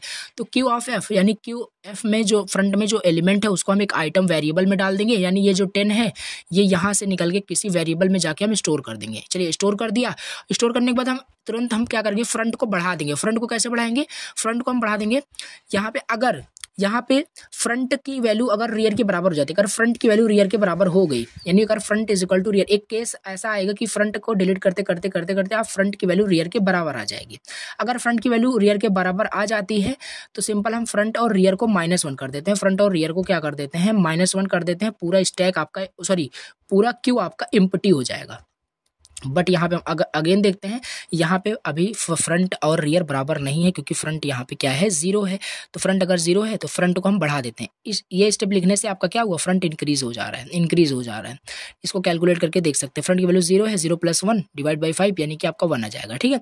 तो 1 आ गया, फ्रंट की वैल्यू क्या होगी, फ्रंट की वैल्यू अभी 1 पे जा चुकी है, फ्रंट की वैल्यू 1 पे आ गई, फिर ऐसे 2 पे आ जाएगा, ऐसे 3 पे आ जाएगा, ऐसे 4 पे आ जाएगा, ठीक है। 4 पे आने के बाद फ्रंट और रियर की वैल्यू भी 4 थी, फ्रंट भी 4 आ गया। अब ये कंडीशन देखिए, फ्रंट और रियर दोनों आपका बराबर हो गया। अब फ्रंट और रियर को बस आप -1 सेट कर दो, अपने आप वो पूरा क्यू एम्प्टी हो ही चुका है। तो ये हो गया आपका सर्कुलर क्यू क्या होता है, इंपॉर्टेंट था प्रोग्राम, एल्गोरिथम बहुत इंपॉर्टेंट है, ध्यान से उसको समझ लीजिएगा। अभी यहाँ हम देखते हैं प्रियोरिटी क्यू क्या होता है। देखो प्रियोरिटी क्यू क्या है, इसकी बस डेफिनेशन हमें पढ़नी है। प्रियोरिटी क्यू क्या होता है, एक priority queue is a collection of elements such that each element has as assigned to a proper priority and serve according to the priority. अब जैसे मान लो आप बैंक में गए हो, आप बैंक ATM में गए हो पैसे निकालने, तो वहाँ पे सबसे पहले बहुत सारे मतलब क्यू लगी हुई है, उसी में एक मतलब बूढ़ा आदमी जो है लाइन में लगा है, क्यू में लगा है, पैसे निकालना, बहुत ही मतलब वो पैसा है, भूखा है, ऐसा कुछ रिलेट कर सकते हो। तो पैसे उसको निकालना, उसको पैसे की बहुत सख्त ज़रूरत है, ठीक है। तो वो पैसे निकालने बैंक गया है, तो सिंपल सी बात है उसकी प्रियोरिटी आपकी प्रियोरिटी से ज़्यादा है, तो उसी को प्रियोरिटी क्यू मतलब कि वही हो गया आपका प्रियोरिटी क्यू, समझ सकते हैं। यानी वो पहले जाके अपना वहाँ पे प्रियोरिटी, वहाँ पे उसकी प्रियोरिटी पहले डिसाइड हुई, उसकी प्रियोरिटी हाईएस्ट है आपसे, तो वो पहले वहाँ पे अपना जो भी उसका काम है वो करेगा। उसी के केस में हम क्यू के केस में अगर हम देखें, प्रियोरिटी क्यू एक कलेक्शन ऑफ एलिमेंट होता है such that each element has assign to a property. Each element जो होता है उसको एक प्रॉपर्टी असाइन की जाती है, जिससे कि अकॉर्डिंगली उससे अपना काम करता है, सर्व करता है, ठीक है। तो ये चीज़ वही होगा जो मैंने एक्सप्लेन किया, अपने वर्ड में लिख सकते हैं। अब इसके बाद हम थोड़ा सा देख लेते हैं difference between iteration and recursion. Difference क्या होता है आइट्रेशन एंड रिकर्जन में, जो कि आपके सिलेबस के टॉपिक में दिया था, एक बार दिखा देते हैं। ये था आपका difference between iteration and recursion. Directly question आपके 7 मार्क्स में पूछा जा सकता है। ये सारे टॉपिक्स हमने डिस्कस कर लिए हैं, अभी DQ बचा है, ये थोड़ा सा हम देखेंगे, बाकी ये आपका यूनिट फिनिश हो गया है। अब यहाँ पे हम देख लेते हैं डिफरेंस क्या होता है। इसको डिफरेंस आप लर्न कर सकते हैं, बहुत ही मतलब एस्पेक्ट के बेसिस पे आपको यहाँ पे लर्न करना पड़ेगा। आइट्रेशन क्या होता है, आइट्रेशन का मतलब होता है लूप और रिकर्जन में फर्क क्या होता है। एग्जीक्यूशन कंट्रोल के बेस पे कंट्रोल होता है बाय लूप्स, जैसे while loop, for loop, do while loop. Control होता है फंक्शन के द्वारा, रिकर्जन कंट्रोल होता है फंक्शन के द्वारा, और आइट्रेशन या लूप कंट्रोल होता है आपका जैसे फॉर हो गया, व्हाइल, ये हो गया। अब फ्लो ऑफ एग्जीक्यूशन जो होता है, आइट्रेशन का फ्लो ऑफ एग्जीक्यूशन जो होता है वो म्यूटेबल होता है, वेरिएबल्स फॉर आइट्रेशन होता है। और ये break problem into smaller instance, बहुत बड़ी प्रॉब्लम्स होती है उसको रिकर्जन की हेल्प से उनको स्मॉलर में ब्रेक करते हैं, देन हम सॉल्व करते हैं। अब बेस केस इसमें कोई रिक्वायरमेंट नहीं होता है, हो भी सकता है नहीं भी हो सकता है, इनफाइनाइट चल सकता है, बट रिकर्जन में बेस क्राइटेरिया होना ही चाहिए। हमने रिकर्जन में ही इसको देखा था। मेमोरी यूजेस की बात करें, मेमोरी यूजेस आपका टिपिकली बहुत ही ज़्यादा मेमोरी एफिशिएंट होता है और इसमें बहुत ज़्यादा मेमोरी कंज्यूम करता है। इसको हम डिसएडवांटेज में ही देखा था, क्योंकि यहाँ पे कॉलिंग होता है ना, स्टैक के फॉर्म में एक्टिवेशन रिकॉर्ड बनता है, सो दैट्स वाई मेमोरी ज़्यादा यूज़ होता है और यहाँ मेमोरी थोड़ा सा एफिशिएंट होता है। कोड स्ट्रक्चर की बात करें, लूप का जो कोड स्ट्रक्चर या आइट्रेशन की बात करें, थोड़ा सा ऑफन इन इन्वॉल्व्स एक्सप्लिसिट थोड़ा सा कंस्ट्रक्ट होता है। मतलब कि यहाँ पे बात करें, अगर लूप हो जो होता है, काफ़ी सारे वहाँ पे लूप्स आ जाते हैं, 3 से 4 लूप आ जाते हैं, तो आप कंफ्यूज हो जाते हैं, ठीक है। तो यहाँ पे जो होता है बहुत ज़्यादा कंसाइज होता है, रिकर्जन कंसाइज होता है, आपको डायरेक्टली कोड को देख करके आपको समझ में आता है। कोड स्ट्रक्चर काफ़ी ईजी होता है, किसका, रिकर्जन का। थोड़ा सा इसका कॉम्प्लेक्स हो जाता है आइट्रेशन का, आप बोल सकते हैं। रीडेबिलिटी क्या होता है, रीडेबिलिटी क्या है, रीडेबिलिटी आपका आइट्रेशन में may be less intuitive for certain problem, can be more intuitive for certain problem. Readability मतलब कि कोड को हम कैसे रीड कर पा रहे हैं, इजी टू अंडरस्टैंड है कि नहीं, डिफिकल्ट टू अंडरस्टैंड, तो वो सारी चीज़ें तो सिंपल सी बात है। इजी टू राइट है तो इजी टू रीड भी आपका होगा रिकर्जन, तो वही चीज़ है। मोर आपका इंस्यूटिव आपका होता है रिकर्जन, और ये लेस इंस्यूटिव होता है, मीन्स कि लेस रीडेबिलिटी इसके अंदर होती है, क्योंकि 3 से 4 ही लूप आ जाते हैं, तो कैसे कंफ्यूजन क्रिएट होता है। ये सारी चीज़ें हैं, आप और भी यहाँ पे डिफरेंस पैरामीटर के बेसिस पे लिख सकते हैं, ठीक है। तो अब हम थोड़ा सा एक लास्ट टॉपिक देख लेते हैं इस यूनिट का, सेकंड यूनिट का, डबल इंडेड क्यू क्या होता है। देखिए डबल इंडेड क्यू क्या होता है, हमने जो अभी क्यू पढ़े, सिंपल क्यू पढ़े, सर्कुलर क्यू पढ़े, इसमें इंसर्शन डिलीशन जो हो रहा था, वो इंसर्शन हो रहा था रियर साइड से, डिलीशन हो रहा था फ्रंट साइड से, ठीक है। अब यहाँ पे ऐसा नहीं है, यहाँ पे इंसर्शन डिलीशन दोनों साइड से हो सकता है, यही इसमें है डी क्यू, यानी डबल इंडेड क्यू समझ सकते हैं। Deque insertion deletion operation और perform as either end of queue, मतलब इसमें किसी साइड से भी हो सकता है। यहाँ पे देखिए रियर साइड से इंसर्शन भी हो रहा है, डिलीशन भी हो रहा है, इंसर्शन भी हो रहा है, डिलीशन भी हो रहा है, यही सेम चीज़ है, यही आपका होता है डी क्यू। और इसे आप अपने वर्ड में लिख सकते हैं, और यहाँ पे लिखा भी है, ठीक है। D queue is a linear list which elements add और रिमूव्ड आइदर, मतलब फ्रंट साइड से भी कर सकते हैं, और क्या कर सकते हैं, फ्रंट साइड से डिलीट भी कर सकते हैं और इंसर्ट भी कर सकते हैं। ये आप अपने इजी वर्ड में लिख सकते हैं। अब डिफरेंस क्या होता है स्टैक एंड क्यू में, स्टैक एंड क्यू में डिफरेंस क्या होता है। स्टैक क्या है, सिंपल आपको वही बताना है, last in first out, first in last out, उसी को यहाँ पे सिंपल डिफरेंशिएट करना, और अपने फीचर्स देखे थे वो सब आपको दिखाना है। यहाँ पे इंसर्शन डिलीशन होता है, टेक प्लेस अपोजिट साइड होता है, यहाँ पे वन साइड से होता है, टॉप ऑफ द स्टैक से होता है, यहाँ पे फ्रंट से होता है, यहाँ पे रियर साइड से होता है, ये सब आपको बताना है। रियर आपका यूज़ होता है इंसर्ट करने के लिए, पुश होता है आपको इंसर्ट करने के लिए, तो ये सारे आपको एज अ यहाँ पे क्या करना है, डिफरेंस आपको बताना है, डिफरेंस बताना है। स्टैक परफॉर्म करता है 2 ऑपरेशन, पुश एंड पॉप, ये रियर एंड फ्रंट आपका यहाँ पे ऑपरेशन परफॉर्म करता है। स्टैक में पुश आपका यूज़ होता है इंसर्ट करने के लिए, क्यू आपका इंसर्ट करने के लिए रियर यूज़ होता है, तो पॉप करने के लिए आपका यूज़ होता है डिलीट, मतलब पॉप का मतलब डिलीट करने के लिए, और फ्रंट का मतलब डिलीट करने के लिए इसमें यूज़ होता है। Stack does not have any type, stack का कोई टाइप नहीं होता है, जबकि क्यू का बहुत सारे टाइप्स होते हैं, circular queue, double Q, simple Q, बहुत सारे टाइप्स हो सकते हैं। अगर स्टैक में बात करें, स्टैक में ओनली 1 पॉइंटर यूज़ होता है, टॉप ऑफ स्टैक, जबकि इसमें हम बात करें, इसमें आपको बहुत सारे आपके पॉइंटर्स यूज़ हो सकते हैं, जैसे आपका एक फ्रंट हो गया, एक रियर हो गया, जो कि इंसर्शन डिलीशन के लिए यूज़ होता है। तो ये सारे हो गए आपके टॉपिक, और एक बार मैं सिलेबस आपको अगेन दिखाता हूँ। ये हो गया आपका पूरा यूनिट 2 कंप्लीट, ठीक है। हाँ, हमने देखिए यूनिट 2 पूरा, यहाँ पे पूरा सिलेबस, जितने भी आपके सिलेबस में टॉपिक्स थे, जो प्रोग्राम्स भी थे, रिकर्जन, फिबोनाची, सब कुछ यहाँ पे आपको बताया। और यूनिट 1 ऑलरेडी कंप्लीट है, यूनिट 2 कंप्लीट हो गया, यूनिट 4 भी आपको कंप्लीट मिल जाएगा, जाके आप देख सकते हैं। अब हम नेक्स्ट लेक्चर के अंदर नेक्स्ट वन शॉट देखेंगे, मे बी पॉसिबल होगा ग्राफ अपलोड करूँगा, अब देखते हैं। बाकी व्हाट्सएप ग्रुप में आप ज्वाइन हो जाइएगा, वहाँ पे ऑलरेडी मैंने नोट्स शेयर कर दिए हैं। बाय द वे, अगर कोई इशू की वजह से वन शॉट नहीं भी आता है, नोट्स ऑलरेडी प्रोवाइडेड है, इजी नोट्स, जस्ट मैं वही आपको एक्सप्लेन कर रहा हूँ, आप खुद भी पढ़ सकते हैं, इजी नोट्स हैं इसलिए, सो वो आप देख सकते हैं। तो चलिए आज के इस लेक्चर को एंड करते हैं। Thank you so much for watching the lecture, and please channel पे अगर न्यू हो तो एक सब्सक्राइब करना, बहुत ही ज़्यादा मोटिवेशन मिलता है। आप सब्सक्राइब करते हो, सपोर्ट करते हो, तो बहुत ही ज़्यादा एनर्जी आती है। हाँ चलिए लेक्चर्स को बनाते हैं, आप लोग सपोर्ट करते हैं। तो bye bye, thank you so much.